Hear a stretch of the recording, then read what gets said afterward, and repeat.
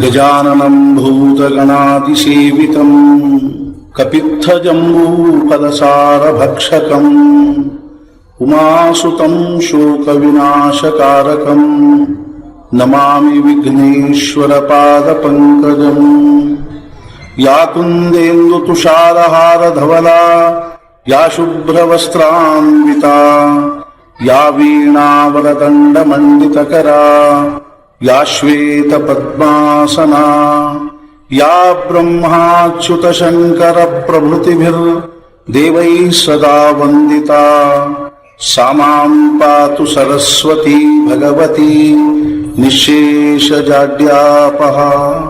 ಗುರುರ್ಬ್ರಹ್ಮಾ ಗುರುರ್ವಿಷ್ಣುಃ ಗುರುರ್ದೇವೋ ಮಹೇಶ್ವರಃ ಗುರುಃ ಸಾಕ್ಷಾತ್ ಪರಬ್ರಹ್ಮ ತಸ್ಮೈ ಶ್ರೀ ಗುರವೇ ನಮಃ. ಬ್ರಹ್ಮಾನಂದಂ ಪರಮಸುಖದಂ ಕೇವಲಂ ಜ್ಞಾನಮೂರ್ತಿಂ ದ್ವಂದ್ವಾತೀತಂ ಗಗನಸದೃಶಂ ತತ್ವಮಸ್ಯಾದಿಲಕ್ಷ್ಯಂ ಏಕಂ ನಿತ್ಯಂ ವಿಮಲಮಚಲಂ ಸರ್ವಧೀ ಸಾಕ್ಷಿಭೂತಂ ಭಾವಾತೀತಂ ತ್ರಿಗುಣರಹಿತಂ ಸದ್ಗುರುಂ ತನ್ನಮಾಮಿ. ಶ್ರೀರಾಮಚಂದ್ರ ಕೃಪಾಲು ಭಜಮನ ಹರಣ ಭವ ಭಯ ದಾರುಣಂ ನವ ಕಂಜಲೋಚನ ಕಂಜ ಮುಖಕರ ಕಂಜಪದ ಕಂಜಾರುಣಂ ಕಂದರ್ಪ ಅಗಣಿತ ಅಮಿತ ಛಬಿನ ನೀಲ ನೀರಜ ಸುಂದರಂ ಪಟಪೀತಮಾನಹು ತಡಿತ ರುಚಿಷು ನೌಮಿ ಜನಕ ಸುತಾವರಂ ಭಜ ದೀನ ಬಂಧು ದಿನೇಶ ದಾನ ದೈತ್ಯ ವಂಶ ನಿಕಂದನಂ ರಘುನಂದ ಆನಂದ ಕಂದ ಕೋಶ ಚಂದ ದಶರಥ ನಂದನಂ ಶಿರ ಮುಕುಟ ಕುಂಡಲ ತಿಲಕ ಚಾರು ಉದಾರ ಅಂಗ ವಿಭೂಷಣಂ ಆಜಾನುಭುಜ ಶರ ಚಾಪಧ ಸಂಗ್ರಾಮ ಜಿತ ಖರ ದೂಷಣಂ ಇತಿ ವದತಿ ತುಳಸೀದಾಸ ಶಂಕರ ಶೇಷ ಮುನಿ ಮನರಂಜನಂ ಮಮ ಹೃದಯ ಕಂಜ ನಿವಾಸ ಕುರು ಕಾಮಾದಿ ಖಲದಲ ಗಂಜನಂ. ಶ್ರೀರಾಮಚಂದ್ರ ಕೃಪಾಲು ಭಜ ಹರಣ ಭವ ಭಯ ದಾರುಣಂ ನವ ಕಂಜಲೋಚನ ಕಂಜ ಮುಖ ಕಂಜ ಪದ ಕಂಜಾರುಣಂ ಅತುಲಿತ ಬಲಧಾಮಂ ಹೇಮಶೈಲಾಭದೇಹಂ ಧನುಜವನ ಕೃಶಾನಂ ಜ್ಞಾನಿನಾಮಗ್ರಗಣ್ಯಂ ಸಕಲ ಗುಣ ನಿಧಾನಂ ವಾನರಾಣಾಮಧೀಶಂ ರಘುಪತಿ ಪ್ರಿಯ ಭಕ್ತಂ ವಾತಜಾತಂ ನಮಾಮಿ.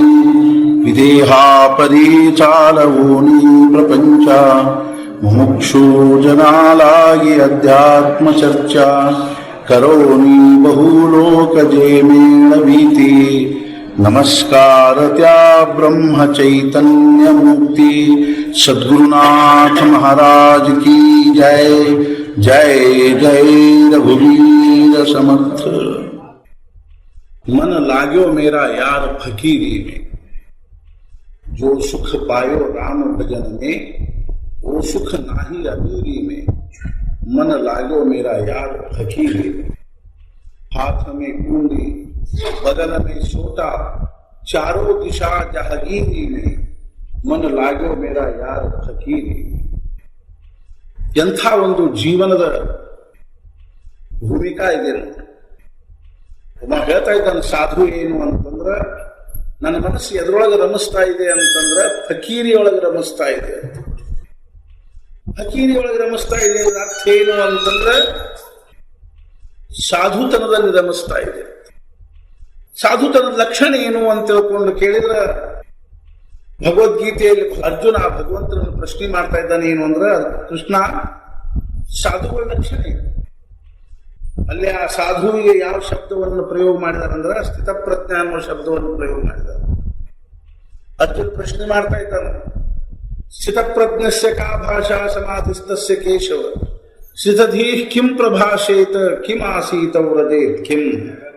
ಹೇ ಕೃಷ್ಣ, ಆ ಸಾಧು ಹೆಂಗ ನಡೀತಾನ, ಹೆಂಗ್ ಕೂಡ್ತಾನ, ಹೆಂಗ ಮಲ್ಕೋತಾನ, ಹೆಂಗ ತಿಂತಾನ, ಹೆಂಗ್ ಉಣ್ತಾನ, ಹೆಂಗ್ ವ್ಯವಹಾರ ಮಾಡ್ತಾನ ಅನ್ನುವಂಥದ್ದು ಅರ್ಜುನ್ ಪ್ರಶ್ನೆ.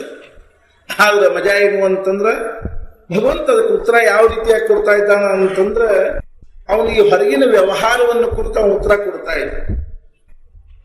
ಎಂಥ ಬಟ್ಟೆ ತೊಡ್ಕೋತಾನ, ಯಾವ ರೀತಿಯಾಗಿರ್ತಕ್ಕಂಥ ಒಂದು ಜೀವನ ಕ್ರಮ ಅದು, ಅವನು ಗೃಹಸ್ಥ ಆಗಿದ್ದಾನೋ, ಸನ್ಯಾಸಿಗತೆ ಇದ್ದಾನೋ, ಅಥವಾ ಮತ್ತಾವುದಾದ್ರೂ ಒಂದು ಅವಸ್ಥಾವಿರ್ತಕ್ಕಂಥವಿದ್ದಾನೋ ಅನ್ನುವಂಥದ್ದು ಮಹತ್ವದ್ದಲ್ಲ ಅಂತ ಶಂಕರಾಚಾರ್ಯರು ಒಂದು ಕಡೆಗೆ ಶಿವಾನಂದ ಲಹರಿಯೊಳಗೆ ಬರೀತಾರೆ. ಗುಹಾಯಾಮ ಗೇಹೇವಾ ಬಹಿರಪಿ ವನೇವಾ ತ್ರಿಶಿಖರೇ ಜಲೇವಾ ವಹ್ನೋವಾ ವಸತು ವಸತೆ ಕಿಂ ಬದ ಫಲಂ. ಗುಹಾಯಾಮ ಗೇಹೇವಾ, ಅವನು ಗುಹಾದಾಗಿರ್ತಿರ್ಬಹುದು ಅಥವಾ ಮನ್ಯಾಗಿರ್ತಿರ್ಬಹುದು. ಬಹಿರಪಿ ವನೇವಾ ತ್ರಿಶಿಖರೇ, ಅರಣ್ಯದೊಳಗಿರ್ತಿರ್ಬಹುದು ಅಥವಾ ಗುಡ್ಡ ತುದಿಗೆ ಹೋಗಿರ್ತಿರ್ಬಹುದು. ಜಲೇವಾ ವಹ್ನೋವಾ, ಹೋಗಿ ನೀರಾಗ ಕೂತಿರ್ಬಹುದು ಅಥವಾ ಬೆಂಕಿಯಾಗ ಕೂತಿರ್ಬಹುದು. ವಸತು ವಸತೆ ಕಿಂ ಬದ ಫಲಂ, ಅದ್ರಾಗ ಏನ್ ದೊಡ್ಡ ವಿಷಯ ಅದ ಅಂತಾರೆ. ಅದೇ ದೊಡ್ಡ ವಿಷಯ ಅದ. ಹೋಗಿ ಒಂದು ಗುಹಾದ ಕೂತ ಅನ್ನೋ ಮಾತ್ರಕ್ಕೆ ಏನ್ ದೊಡ್ಡಿದು ಆಗ್ತದೆ, ಅದ್ರೊಳಗೆ ಏನ್ ಫರಕಿಲ್ಲ ಅಂತ. ಮತ್ತೆ ಏನಾಗಬೇಕು? ಸದಾ ಯಸ್ಯೈವಾಂತಃಕರಣಮಪಿ ಶಂಭೋ ತವ ಪದೇ. ನಿರಂತರವಾಗಿ ಯಾರ ಮನಸ್ಸು ಅಂತಃಕರಣ ಪರಮಾತ್ಮ ಚಿಂತನೆಯೊಳಗೆ ತೊಡಗಿದೆ. ಸ್ಥಿತಂ ಚೇತ್ ಯೋಗೋಸೌ, ಹಂಗಿದ್ರ ಅದಕ್ಕೆ ಯೋಗ ಅಂತ. ಸಚ ಪರಮ ಯೋಗಿ, ಅವನ ಮಹಾನ್ ಯೋಗಿಯಾಗಿರ್ತಕ್ಕಂಥವ. ಸಚ ಸುಖಿ, ಅವನ ನಿಜವಾಗಿರ್ತಕ್ಕಂಥ ಸುಖಿ. ಅರ್ಥಾತ್ ನಾವು ಹೋಗಿ ಅರಣ್ಯದಾಗ ಕೂತಿವಿ ಅನ್ನೋ ಮಾತ್ರಕ್ಕೆ ಏನಾದ್ರು ಬಹಳ ಸಾಧಿಸಿದ್ವಿ ಅಂತ ಅರ್ಥ ಅಲ್ಲ. ಮಹಾರಾಜರು ಒಂದು ದಿವಸ, ಅರ್ಥಾತ್ ಮಹಾರಾಜರ ಹತ್ರ ಒಬ್ಬರು ಶಿಷ್ಯರಿದ್ದರು, ಬಹುಸಾಹೇಬ್ ಫಾರೆಸ್ಟ್ ಅಂತಿದ್ರು. ಮಹಾರಾಜರ ಸುತ್ತಲೂ ಎಂಥ ಜನ ಇದ್ರು ಅಂತಂದ್ರೆ ನಮ್ಮಂಥವ್ರ ಸಾಮಾನ್ಯ ಜನರು. ಮಹಾರಾಜರು ಒಂದು ಮಾತು ಹೇಳ್ತಿದ್ರು, ಏನು ಅಂತಂದ್ರ ಜಾತಿ ನಾಯಿ ಯಾರಾದ್ರೂ ಸಾಕ್ತಾರೆ. ಇವು ಅಲ್ಸಿಷನ್ನು, ಡಾಬರ್ಮನ್ನು, ಪಮೇರಿಯನ್ ಅಂತ ಇರ್ತಾವ ನೋಡ್ರಿ, ಅವ್ನು ಎಷ್ಟು ಅಭಿಮಾನದಲ್ಲೇ ಸಾಕ್ತಾರೆ. ನಮ್ಮ ಈ ಹಳ್ಳಿಯೊಳಗೆ ಕಡಿಮೆ ರೀ. ಶಹರದೊಳಗೆ ನೋಡ್ಬೇಕು, ಪುಣೆ ಮುಂಬೈದಂತ ಶಹರದೊಳಗೆ ಮುಂಜಾನೆ 6 ಗಂಟೆಗೆ ಆ ನಾಯಿ ಹಿಡ್ಕೊಂಡು ಘಟಾರದ ಉಂಟ ಹೊಂಟಿರ್ತಾರೆ. ಆ ನಾಯಿ ಹಿಂಗ್ ಹಿಂಗ್ ಹಿಂಗ್ ಹಿಂಗ್ ಮಾಡ್ಕೊಂಡು ಹೊಂಟಿರ್ತಾರೆ. ಅವು ದೊಡ್ಡ ದೊಡ್ಡ ಡಾಕ್ಟರು, ಪ್ರೊಫೆಸರು, ಪ್ರಿನ್ಸಿಪಾಲ್ರು ಇರ್ತಾರ, ಕೈ ನಾಯಿ ಹಿಡ್ಕೊಂಡು ಹೊಂಟವ್ರು. ಅವ್ರದ್ದು ವಾಕಿಂಗ್ ಆಯ್ತು, ತಮ್ದು ವಾಕಿಂಗ್ ಆಯ್ತು. ಎಷ್ಟು ಅಭಿಮಾನದ ಅವಕ್ಕೆ ಏನು ಶಾಂಪೂ ಏನು, ಸೋಪ್ ಏನು, ಅವನ್ ಕಾರ್ನಾಗ ಅಡ್ಡಾಡಿಸೋದೇನು, ಯಾರಾದ್ರೂ ಅಭಿಮಾನದಲ್ಲೇ ಸಾಕ್ತಾರೆ. ಆದ್ರೆ ಮಹಾರಾಜರು ಏನಂದ್ರು ಅಂದ್ರೆ, ಈ ಅಡಪ್ ಹತ್ತಿದ್ದು ರಸ್ತೆದಾಗ ಅಡ್ಡಾಡೋ ನಾಯಿ ಯಾರು ಸಾಕ್ತಾರೇನ್ರಿ ಅವ್ರು?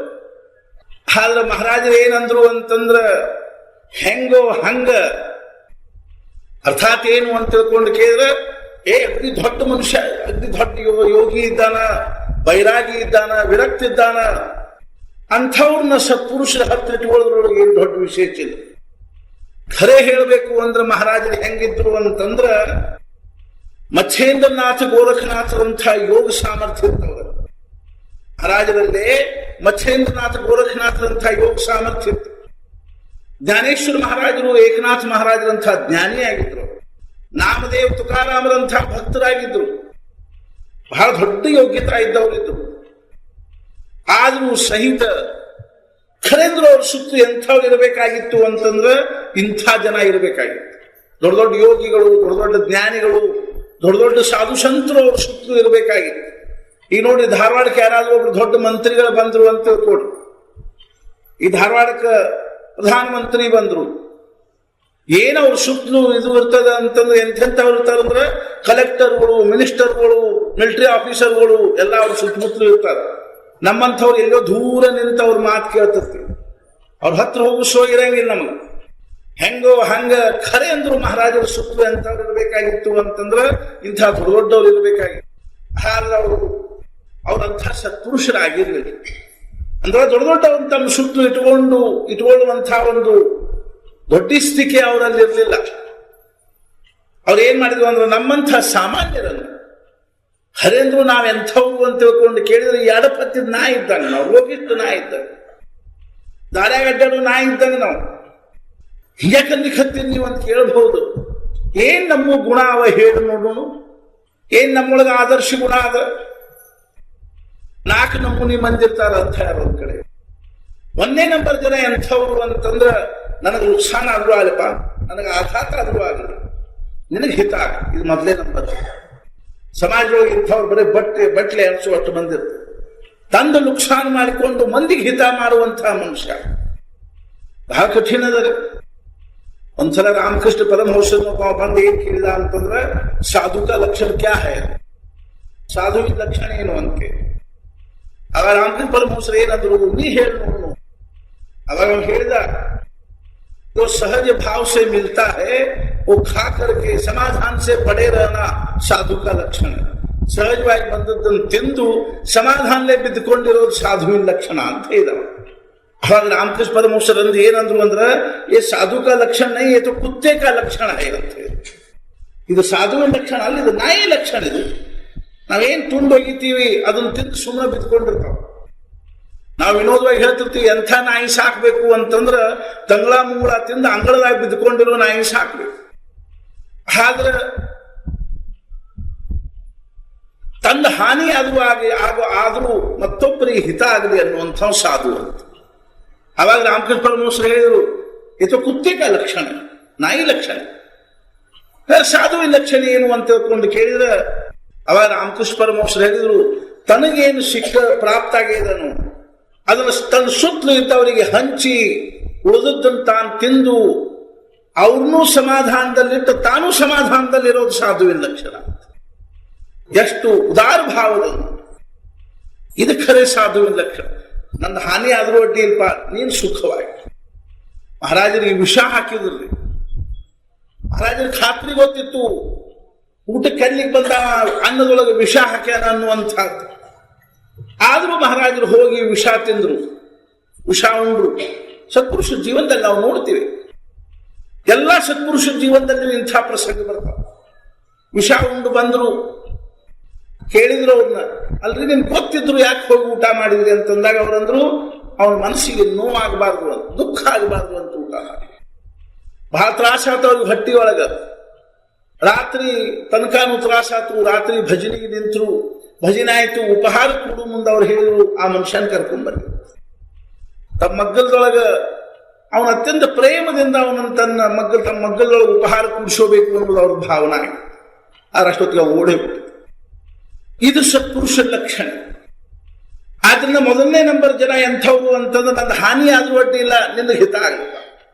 ಇನ್ನು 2ನೇ ನಂಬರ್ದವ್ರು ಎಂಥವ್ರು ಅಂದ್ರೆ, ನಾನು ಸುಖವಾಗಿರ್ತೀನಿ, ನೀನು ಸುಖವಾಗಿ. ಇಷ್ಟಾದ್ರೂ ಬೇಕಿಲ್ಲ ನಾವು, ನಾನು ಸುಖವಾಗಿರ್ತೀನಿ, ನೀನು ಸುಖವಾಗಿ. ಇನ್ನು 3ನೇ ನಂಬರ್ದವ್ರು ಎಂಥವ್ರು ಅಂತಂದ್ರೆ, ನಿಂತವ್ರು ನನಗೇನ್ ಮಾಡುದು, ನಾವು ಸುಖವಾಗಿದ್ರ ನಿನಗೆ ಸುಖ ಆಗೋಲ್ತು ಬಿಡುವಲ್ತು, ಅದು ನನಗೇನ್ ಮಾಡಲಿ. ಇನ್ನೊಂದು ಪ್ರಕಾರದ ಮಂದಿ ಅದರಿ. ಅವ್ರು ಎಂಥವ್ರು ಅಂತಂದ್ರೆ, ನನ್ನ ಮನೆ ಸುಟ್ಟರು ಅಡ್ಡಿಲ್ಲ, ನನ್ನ ಮನೆಗೆ ಬೆಂಕಿ ಹಚ್ಚೇ ತೀರ್ತೀನಿ ಅನ್ನುವಂಥ. ಬೇಕೇನ ಜಾನಿ ಮಹೇ, ಅವ್ರು ಯಾರು ಅನ್ನೋದು ನನಗೆ ಗೊತ್ತಾಗಿಲ್ಲ ಅಂತ ಕವಿ. ಎಂಥ ಮಂದಿ ಅನ್ನೋದು ನನಗೆ ಗೊತ್ತಾಗಿಲ್ಲ. ಆದ್ರಿಂದ ಏನಂತಾರ ಅಂತ ತಿಳ್ಕೊಂಡು ಕೇಳಿದ್ರೆ, ಸತ್ಪುರುಷ ಲಕ್ಷಣ. ಬಹುಸಾಹೇಬ್ ಫಾರೆಸ್ಟ್ ಅಂತ ತಿಳ್ಕೊಂಡಿದ್ರು ಮಹಾರಾಜರ ಹತ್ರ. ಅಗದಿ ಸಾಮಾನ್ಯ ಮಂದಿ ಎಲ್ಲ ಅವ್ರು ಸುಖರು. ಮಹಾರಾಜರು ಅಂಥ ದೊಡ್ಡ ದೊಡ್ಡ ಯೋಗಿ ಪಾಗಿಗಳನ್ನು ಹತ್ರ ಇಟ್ಟುಕೊಳ್ಳಿದ್ರು. ಅವನ್ನೆಲ್ಲ ತಮ್ಮ ಪೂರ್ತಿಯಾಗಿ ತಮ್ಮನ್ನು ಬಿಟ್ಟು ನಮ್ಮಂಥ ಸಾಮಾನ್ಯ ಜನರನ್ನ ತಮ್ಮ ಹತ್ರ ಇಟ್ಟುಕೊಂಡು ಅಡಪತ್ತಿರುವಂತಹ ನಾಯಿಗಳನ್ನ ಸಾಕಿದವ್ರ ಜೊತೆ ಸಾಕಿ ಏನ್ ಮಾಡಿದ್ರು ಅಂದ್ರೆ, ಜಾತಿ ನಾಯಿಗತೆ ತಯಾರ ಮಾಡಿ. ಮಹಾರಾಜರು ಸುತ್ತಲೂ ಇರೋ ಜನ ಹೆಂಗ ತಯಾರಾದ್ರು ಅಂತಂದ್ರ, ಒಂದ್ಸಲ ಒಬ್ರು ಮಹಾರಾಜರ ಹತ್ರ ಬಂದು ಏನಂದ್ರು ಅಂದ್ರೆ, ಮಹಾರಾಜ್, ನಾನು ಪ್ರತಿ ವರ್ಷ ಭಾಗವತ್ ಶ್ರವಣ ಮಾಡ್ತೀನಿ, ಈ ವರ್ಷನೂ ನನಗೆ ಭಾಗವತ್ ಶ್ರವಣ ಮಾಡಬೇಕು ಅನ್ನೋ ಇಚ್ಛಾ ಅದ. ಆದ್ರ ಶುಕ ಮಹರ್ಷಿ ಅಂತ ವಕ್ತಾನ ಮುಖದಿಂದ ಭಾಗವತ್ ಶ್ರವಣ ಮಾಡಬೇಕು ಅನಿಸ್ತದೆ.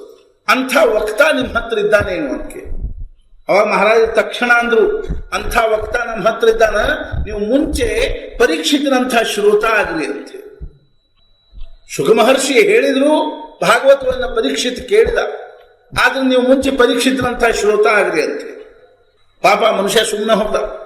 ಆಮೇಲೆ ಬಹುಶಃ ಮಹಾರಾಜನ ಕೇಳಿದ್ರು, ಮಹಾರಾಜ್ ಅಂಥ ವಕ್ತ ಯಾರಿದ್ದಾರೆ ನಿಮ್ಮ ಹತ್ರ? ಅವಾಗ ಮಹಾರಾಜರು ಏನಂದ್ರು, ಬ್ರಹ್ಮಾನಂದ ಬುವ ಅಂದ್ರೆ ಅರ್ಥಾತ್ ನಮ್ಮ ಬೆಳಧಡಿ ವೆಂಕಟಾಪುರದವರು ಶಿಷ್ಯರು. ಬ್ರಹ್ಮಾನಂದ ಬುವ ಯಾವ ಶುಕಕ್ಕೆ ಕಡಿಮೆ ಇದ್ದಾನ ಅಂತ. ಎಂಥ ಎಂಥ ಮಂದಿ ಅವ್ರ ಸುತ್ತ.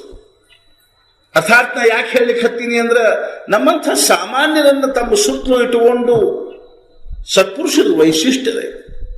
ನಮ್ಮ ದೋಷ ದೌರ್ಬಲ್ಯಗಳನ್ನೆಲ್ಲ ಹೊಟ್ಟೆಗೆ ಹಾಕೊಂಡು ಮಹಾರಾಜನ ಒಬ್ರು ಕೇಳಿ, ಮಹಾರಾಜ್ ನಿಮ್ಗೆ ಹೊಟ್ಟೆ ಇಷ್ಟೇ ದೊಡ್ಡದಾಗಿದೆ ಅಂತ. ಅವ ಮಹಾರಾಜರಂದ್ರು, ಇಲ್ಲಿ ಬರೋದೆಲ್ಲ ದೋಷ ದೌರ್ಬಲ್ಯವನ್ನು ತಿಂದು ತಿಂದು ನನ್ನ ಹೊಟ್ಟೆ ದೊಡ್ಡದಾಗ್ಯದ. ನಮ್ಮಂಥ ದೋಷ ದೌರ್ಬಲ್ಯಗಳನ್ನೆಲ್ಲ ಹೊಟ್ಟೆ ಹಾಕೊಂಡು ಇವತ್ತಿನ ತನಕನೂ ನಮ್ಮ ಭಾರತದ ಇತಿಹಾಸದಲ್ಲಿ ಅಷ್ಟ ಅಲ್ಲ, ಜಗತ್ತಿನ ಇತಿಹಾಸದಲ್ಲಿ ಒಂದು ಸಮಾಜದೊಳಗೆ ಒಬ್ಬ ಸತ್ಪುರುಷ ನಿರ್ಮಾಣ ಆಗಬೇಕಾದ್ರೆ ಆ ಸಮಾಜ ಸತ್ಪುರುಷನನ್ನು ಎಷ್ಟು ರೀತಿಯಿಂದ ಕಷ್ಟಕ್ಕೀಡು ಮಾಡ್ತದ ಅನ್ನೋದಕ್ಕೇನು ಕಲ್ಪನಾ ಮಾಡ್ಲಿಕ್ಕೆ ಶಕ್ಯ ಇಲ್ಲ. ಅಷ್ಟು ಆ ಸಮಾಜದೆಲ್ಲ ಆಘಾತಗಳನ್ನ ಆ ಸತ್ಪುರುಷಿಗೆ ಸಹನ ಮಾಡ್ಬೇಕಾಗಿತ್ತು. ಅದ್ರೊಳಗೆ ಹಿತ ಏನದ ಅಂತ ತಿಳ್ಕೊಂಡು ಕೇಳೋದ್ರೊಳಗೆ ಹಿತ ಅದ, ಸತ್ಪುರುಷಂದ ಹಿತ ಅದ. ಈಗ ಗರಡಿ ಮನೆ ಒಳಗೆ ನಾವು ವ್ಯಾಯಾಮ ಮಾಡ್ಬೇಕು, ತಾಲೀಮ್ ಮಾಡ್ಬೇಕಂತ ಹೋದ್ವಿ ಅಂದ್ರೆ ಅಲ್ಲೇನು ಮೆತ್ತನ ಹಾಸಿಗೆ ಹಾಸಿ ಮಲಗಿಸ್ತಾರೆ ಅಂದ್ರೆ ಗೊತ್ತಾರ ನೋಡ್ರಿ. ಬೆನ್ನಾಗ ರಾತ್ರಿಗೆ ಎಲ್ಲಿ ಬೇಕಲ್ಲಿ ಹೊಡೆತು ಬಿದ್ದಾಗ ಹೆಂಗ ತಯಾರಾಗ್ತಾನೋ ಮನುಷ್ಯ. ಈಗ ನಮ್ ಗುರಪ್ಪ ಇದ್ದಾನ, 3 ಕಲ್ಲು ತಗೊಂಡು ಬಂದ ಅಂತ ತಿಳ್ಕೊಳ್ಳಿ. ಚೆಲ್ಲಿಕೇರಿ ಕಲ್ಲು ತಗೊಂಡು ಬಂದ. ಒಂದು ಕಲ್ಲಿಲೆ ಅವಾಗ ಮೆಟ್ಲ ಮಾಡ್ಬೇಕಾಗಿತ್ತು ಚೌಕಂದು, ಇನ್ನೊಂದು ಕಲ್ಲಿಲೆ ಚೌಕಟ್ಟು ಮಾಡ್ಬೇಕಾಗಿತ್ತು, ಇನ್ನೊಂದು ಕಲ್ಲಿಲೆ ಮೂರ್ತಿ ಮಾಡ್ಬೇಕಾಗಿತ್ತು. ಮೆಟ್ಲ ಮಾಡೋ ಕಲ್ಲಿಗೆ ಏನ್ ಮಾಡ್ತಾನ, ಅಟ್ಲ ಇಟ್ಲ ಒಂದ್ ಸ್ವಲ್ಪ ಹೊಡೆದು ಚೌಕ ಮಾಡಿಬಿಟ್ಟ ಮೆಟ್ಲ. ಚೌಕಟ್ಟು ಮಾಡೋ ಕಲ್ಲಿಗೆ ಇನ್ನೊಂದ್ ಸ್ವಲ್ಪ ಚೆನ್ನಾಗಿ ಬಹಳಷ್ಟು ಹೊಡಿತಾನ. ಮೂರ್ತಿ ಮಾಡೋ ಕಲ್ಲಿಗೆ ಹೊಡೆದ ಹೊಡಿತಾನ ಹೊಡೆದು ಮೂರ್ತಿ ತಯಾರ. ಹೆಂಗೋ ಹಂಗ ಸತ್ಪುರುಷರು ಸಹಿತ ನಮಗ ಅರ್ಥಾತ್ ಸಮಾಜದೊಳಗ ಅನೇಕ ರೀತಿಯಿಂದ ಆಘಾತಗಳನ್ನು ಅನುಭವಿಸಿ ಅವರು ಒಂದು ಮೂರ್ತಿ ಆಗ್ತಾರೆ. ಯಾವ ಕಲ್ಲು ಕಡಿಮೆ ಪೆಟ್ಟು ತಿಂದದು ಅದು ಮೆಟ್ಲಕ್ಕೆ ಕೂಡ್ತದೆ. ಮಂದಿ ಭಕ್ತರು ಏನ್ ಮಾಡ್ತಾರೆ ಬರೋರು ಅಂದ್ರೆ ಅದ್ರ ಮೇಲೆ ತಮ್ಮ ಚಪ್ಪಲ್ ಬಿಡ್ತಾರೆ. ಯಾವ ಕಲ್ಲು ಇನ್ನಷ್ಟು ಹೆಚ್ಚಿಗೆ ಪೆಟ್ಟು ತಿಂದದು ಅದು ಚೌಕಟ್ಟಾಗ್ತದೆ. ಯಾವ ಕಲ್ಲು ಬಹಳ ಪೆಟ್ಟು ತಿಂದದು ಅದು ಮೂರ್ತಿ ಆಗ್ತದೆ. ನಾವೇನ್ ಮಾಡ್ತೀವಿ ಅಂದ್ರೆ ಆ ಮೂರ್ತಿಗೆ ನಮಸ್ಕಾರ ಮಾಡ್ತೀವಿ, ಪೂಜಾರಿ ಪಂಚಾಮೃತ ಕೊಟ್ಟರು ಅಂದ್ರೆ ನೆಕ್ಕಿ ಆ ಚೌಕಟ್ಟಿಗೆ ಒರೆಸ್ತೀವಿ. ಆ ಚೌಕಟ್ಟಿಗೆ ಒರೆಸ್ತೀವಿ. ಚಪ್ಪಲ್ ಏನ್ ಬಿಡ್ತೀವಿ ಅಂದ್ರೆ ಆ ಮೆಟ್ಲು ಮ್ಯಾಲ ಬಿಡ್ತೀವಿ. ಹೆಂಗೋ ಹಂಗ ನನಗೇನು ಸಮಾಜದಿಂದ ಪ್ರಪಂಚದಿಂದ ನನಗೆ ಆಘಾತ ಆಗಬಾರ್ದು ಅಂದ್ರೆ ಕಲಿಕೆ ನಾವು ಮೆಟ್ಲಾಗೋ ಪಾಲೇ ಬರ್ತದೆ. ಸಮಾಜದ ಪೆಟ್ಟಿನೊಳಗೆ ಏನದ ಅಂದ್ರೆ ಆ ವ್ಯಕ್ತಿಯ ನಿರ್ಮಾಣದ. ಆದ್ರಿಂದ ಇವತ್ತಿನ ತನಕ ಯಾವ ಸತ್ಪುರುಷನು ತನ್ನ ಜೀವನವನ್ನ ಆಘಾತದಿಂದ ನಿರ್ಮಾಣ ಮಾಡಿಕೊಳ್ಳಿಕ್ಕೆ ಶಕ್ಯ ತಿಳ್ಕೊಳ್ತಾಗ. ನಾ ಯಾಕೆ ಹೇಳಲಿಕ್ಕೆ ಹತ್ತೀನಿ ಅಂತ ತಿಳ್ಕೊಂಡು ಕೇಳಿದ್ರೆ, ಸತ್ಪುರುಷರು ಸಮಾಜದ ಆಘಾತಗಳನ್ನು ಎಷ್ಟು ಸಹನ ಮಾಡಿಕೊಳ್ತಾರೆ. ಜ್ಞಾನೇಶ್ವರ ಮಹಾರಾಜನ ಸಮಾಜ ಏನ್ ಮಾಡ್ತೀವಿ ಅಂತಂದ್ರೆ ಬಹಿಷ್ಕಾರ ಹಾಕಿದ್ರು. ನಿವೃತ್ತಿ, ಜ್ಞಾನದೇವ್, ಸೋಪಾನ, ಮುಕ್ತಾಬಾಯಿ 4 ಮಂದಿ ಯಾಕೆ ಬಹಿಷ್ಕಾರ ಹಾಕಿದ್ರು ಅಂದ್ರೆ ಅವ್ರ ಅಪ್ಪ ಅವ್ರು ಹುಟ್ಟೋಕ್ಕಿಂತಲೂ ಮುಂಚೆ ಸನ್ಯಾಸ ತಗೊಂಡಿದ್ರು. ಸನ್ಯಾಸ ತಗೊಂಡು ಕಾಶಿಗೆ ಹೋಗಿದ್ರು. ಆದ್ರೆ ಏನಾಯ್ತು ಅಂದ್ರೆ ತಮ್ಮ ಗುರುಗಳ ಆಜ್ಞೆ ಅನುಸಾರವಾಗಿ ಮತ್ತೆ ತಿರುಗಿ ಬಂದು ಅವ್ರಿಗೆ ಪ್ರಪಂಚ ಮಾಡಬೇಕಾಗಿತ್ತು. ಗುರುಗಳ ಆಜ್ಞೆ ಆಗಿತ್ತು ಅವ್ರಿಗೆ, ಹೋಗಿ ನೀನು ಪ್ರಪಂಚ ಮಾಡೋರು. ಅವಾಗ ಅವ್ರು ನಾ ಸನ್ಯಾಸಿ ಇದ್ದೀನಿ ಹೆಂಗ್ ಮಾಡ್ಲಿ ಅಂತ. ಅದೇನು ಬೇಕಾದಿರ್ಕೋರ್ತಾರೆ, ನನ್ನ ಆಜ್ಞೆ ಆದ್ರೆ ನೀನು ಪ್ರಪಂಚ ಮಾಡುವ ಬಂದು ಪ್ರಪಂಚ ಮಾಡಿದ್ರು. 4 ಮಕ್ಕಳು ಹುಟ್ಟಿದ್ವು. ಸಮಾಜ ಅಂತೂ ಏನಪ್ಪ ಇವ ಸನ್ಯಾಸಿ ಇದ್ದಾವ ಮತ್ತೆ ಪ್ರಪಂಚ ಮಾಡಿದ ಅಂತ ತಿಳ್ಕೊಂಡು ಆ ಗಂಡ ಹೆಂಡತಿ ಇಬ್ಬರಿಗೂ ಪ್ರಾಯಶ್ಚಿತ್ತ ಕೊಟ್ಟು, ಪ್ರಾಣಾಂತಿಕ ಪ್ರಾಯಶ್ಚಿತ್ತ ಕೊಟ್ಟರು. ಹೇಳಿದಲ್ಲ, ಹೋಗಿ ನೀವು ತ್ರಿವೇಣಿ ಸಂಗಮದೊಳಗೆ ಹಾರಿಕೊಂಡು ಸಾಯ್ಬೇಕು. ಅವರಿಬ್ರು ಹೋಗಿ ಹಾರಿಕೊಂಡು ಸತ್ರ. ಈ 4 ಮಕ್ಕಳು ಪಾಪ ಸಣ್ಣವರು, 12 ವರ್ಷ, 10, 8, 6 ವರ್ಷದ ಹುಡುಗರು. ಸಮಾಜದವ್ರು ಎಷ್ಟರೇ ಆಘಾತ. ವಿಶೋಬಾ ಖೇಚರ್ ಅಂತ ತಿಳ್ಕೊಂಡಿದ್ದ, ಅವಂತೂ ಅವ್ರಿಗೆ ತ್ರಾಸ ಕೊಡ್ಲಿಕ್ಕೇನೆ ನಿಂತಿದ್ದ. 8 ದಿವಸ ಆದ್ರೂ ಹೊಟ್ಟಿಗಿಲ್ಲ. ಯಾವ ಜ್ಞಾನೇಶ್ವರ ಮಹಾರಾಜರು ಜಗತ್ತಿನೊಳಗನ ಅದ್ವಿತೀಯವಾಗಿರ್ತಕ್ಕಂಥ ಒಂದು ದಿವ್ಯವಾಗಿರೋ ಗ್ರಂಥವನ್ನು ಬರೆದು ಆ ಗ್ರಂಥದೊಳಗೆ ಹೇಳ್ತಾರೆ. ಆ ಗ್ರಂಥದ ಬಗ್ಗೆ ಹೇಳ್ತಾರೆ ಏನು ಅಂದ್ರೆ, ಅವಘಾತಿ ಸಂಸಾರ ಸುಖಾಚ ಕರೀನ ಆನಂದೇ ಭರೀನ ತೀನೀಲೋ. ಸಂಸಾರವನ್ನು ನಾನು ಸುಖಮೇ ಗೊಳಿಸ್ತೀನಿ ಅಂತ. ಯಾವ ಸಂಸಾರ ಅವರಿಗೆ ಇಷ್ಟು ಆಘಾತಗಳನ್ನು ಮಾಡ್ತೇವೋ ಆ ಸಂಸಾರವನ್ನು ನಾನು ಸುಖಿಗೊಳಿಸ್ತೇನೆ. ಅವಘಾತ ಸಂಸಾರ ಸುಖಾತ ಕರಿ ಆನಂದೇ ಭರೀನತ್ತೀನಿ ನೀನು 3 ಲೋಕಗಳನ್ನು ಆನಂದದಿಂದ ತುಂಬಿಸಿಬಿಡ್ತೀನಿ. ಎಂಥ ಭಾವನ. ಸರ್ವೇ ಜನ ಸುಖಿನೋ ಭವಂತು, ಸರ್ವೇ ಸಂತು ನಿರಾಮಯಾಃ, ಸರ್ವೇ ಭದ್ರಾಣಿ ಪಶ್ಯಂತು ಮಾ ಕಶ್ಚಿತ್ ದುಃಖಮಾಪ್ನುಯಾತ್. ಅಂಥ ಪರಿಸ್ಥಿತಿಯೊಳಗೆ ಅವರಿಗೆ ತಿರ್ಲಿಕ್ಕಿಲ್ಲ. ಒಂದು ದಿವಸ ಜ್ಞಾನೇಶ್ವರ ಮಹಾರಾಜರು ಅವ್ರ ತಂಗಿ ಮುಕ್ತಾಬಾಯಿ ಆಕೆ ಹೇಳಿದ್ರು, ಭಕ್ರಿ ಮಾಡ ಆಕೆ ಎಲ್ಲಿತ್ತಲ್ಲಿ ಹಿಟ್ಟಿಲ್ಲ, ಮನೆಯೊಳಗೆ ಹಂಚಿಲ್ಲ, ಹೊತ್ತಿಸ್ಬೇಕು ಅಂದ್ರೆ ಕಟಿಗಿಲ್ಲ. ಅವಾಗ ಅವ್ರು ಹೇಳಿದ್ರು, ಬೇಡ್ಕೊಂಬ, ಭಿಕ್ಷಾ ಬೇಡ್ಕೊಂಬ. ಹಿಟ್ಟು ಬೇಡ್ಕೊಂಬಂದ್ರಿ, ಒಂದಿಷ್ಟು ಹಿಟ್ಟು ಸಿಕ್ತಿವು, ಹೆಂಗೋ ಏನೋ ಆ ವಿಸೋಬಾ ಖೇಚನ್ನು ತುಡುಗಲೆತ್ತುಕೊಂಡು ಹೋಗಿ ಮನೆಯೊಳಗಿಟ್ಟ. ಸತ್ಪುರುಷರು ಜೀವನದಲ್ಲಿ ಆಪತ್ತುಗಳನ್ನ ವಿಪತ್ತುಗಳನ್ನ ಭಗವಂತನಿಂದ ಬೇಡಿಕೊಂಡು ಅನುಭವಿಸ್ತಾರೆ. ನಾವೊಂಚೂರು ಏನಾದ್ರು ತ್ರಾಸ ಆದ ಕೂಡಲೇ ಭಗವಂತ ಸಾಕ್ತಾ ಇರು, ನಮ್ಮನ್ನು ಲಘು ಆರಾಮ, ನಮ್ಮನ್ನು ಸುಖವಾಗಿಡು ಅಂತ ತಿಳ್ಕೊಂಡು ನಾವಂತ.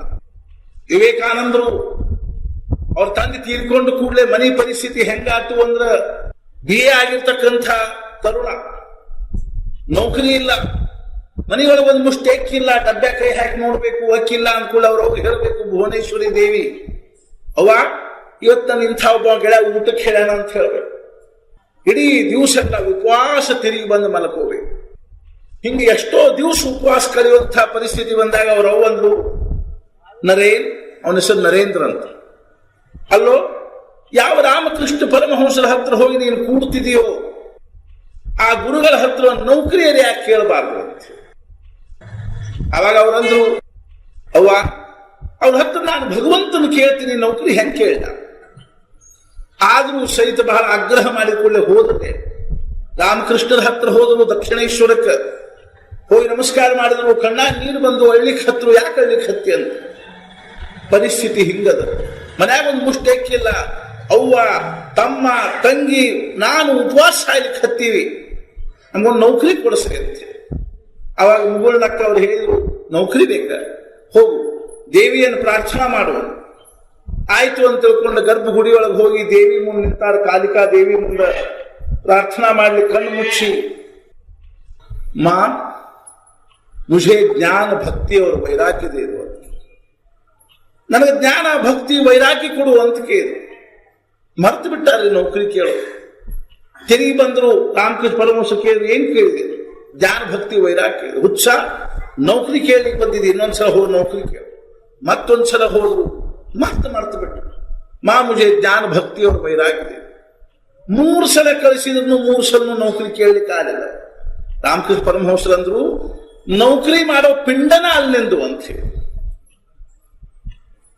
4 ದುಡ್ಡು ಸಂಪಾದನೆ ಮಾಡೋ ಪಿಂಡ ಅಲ್ಲಿಂದು.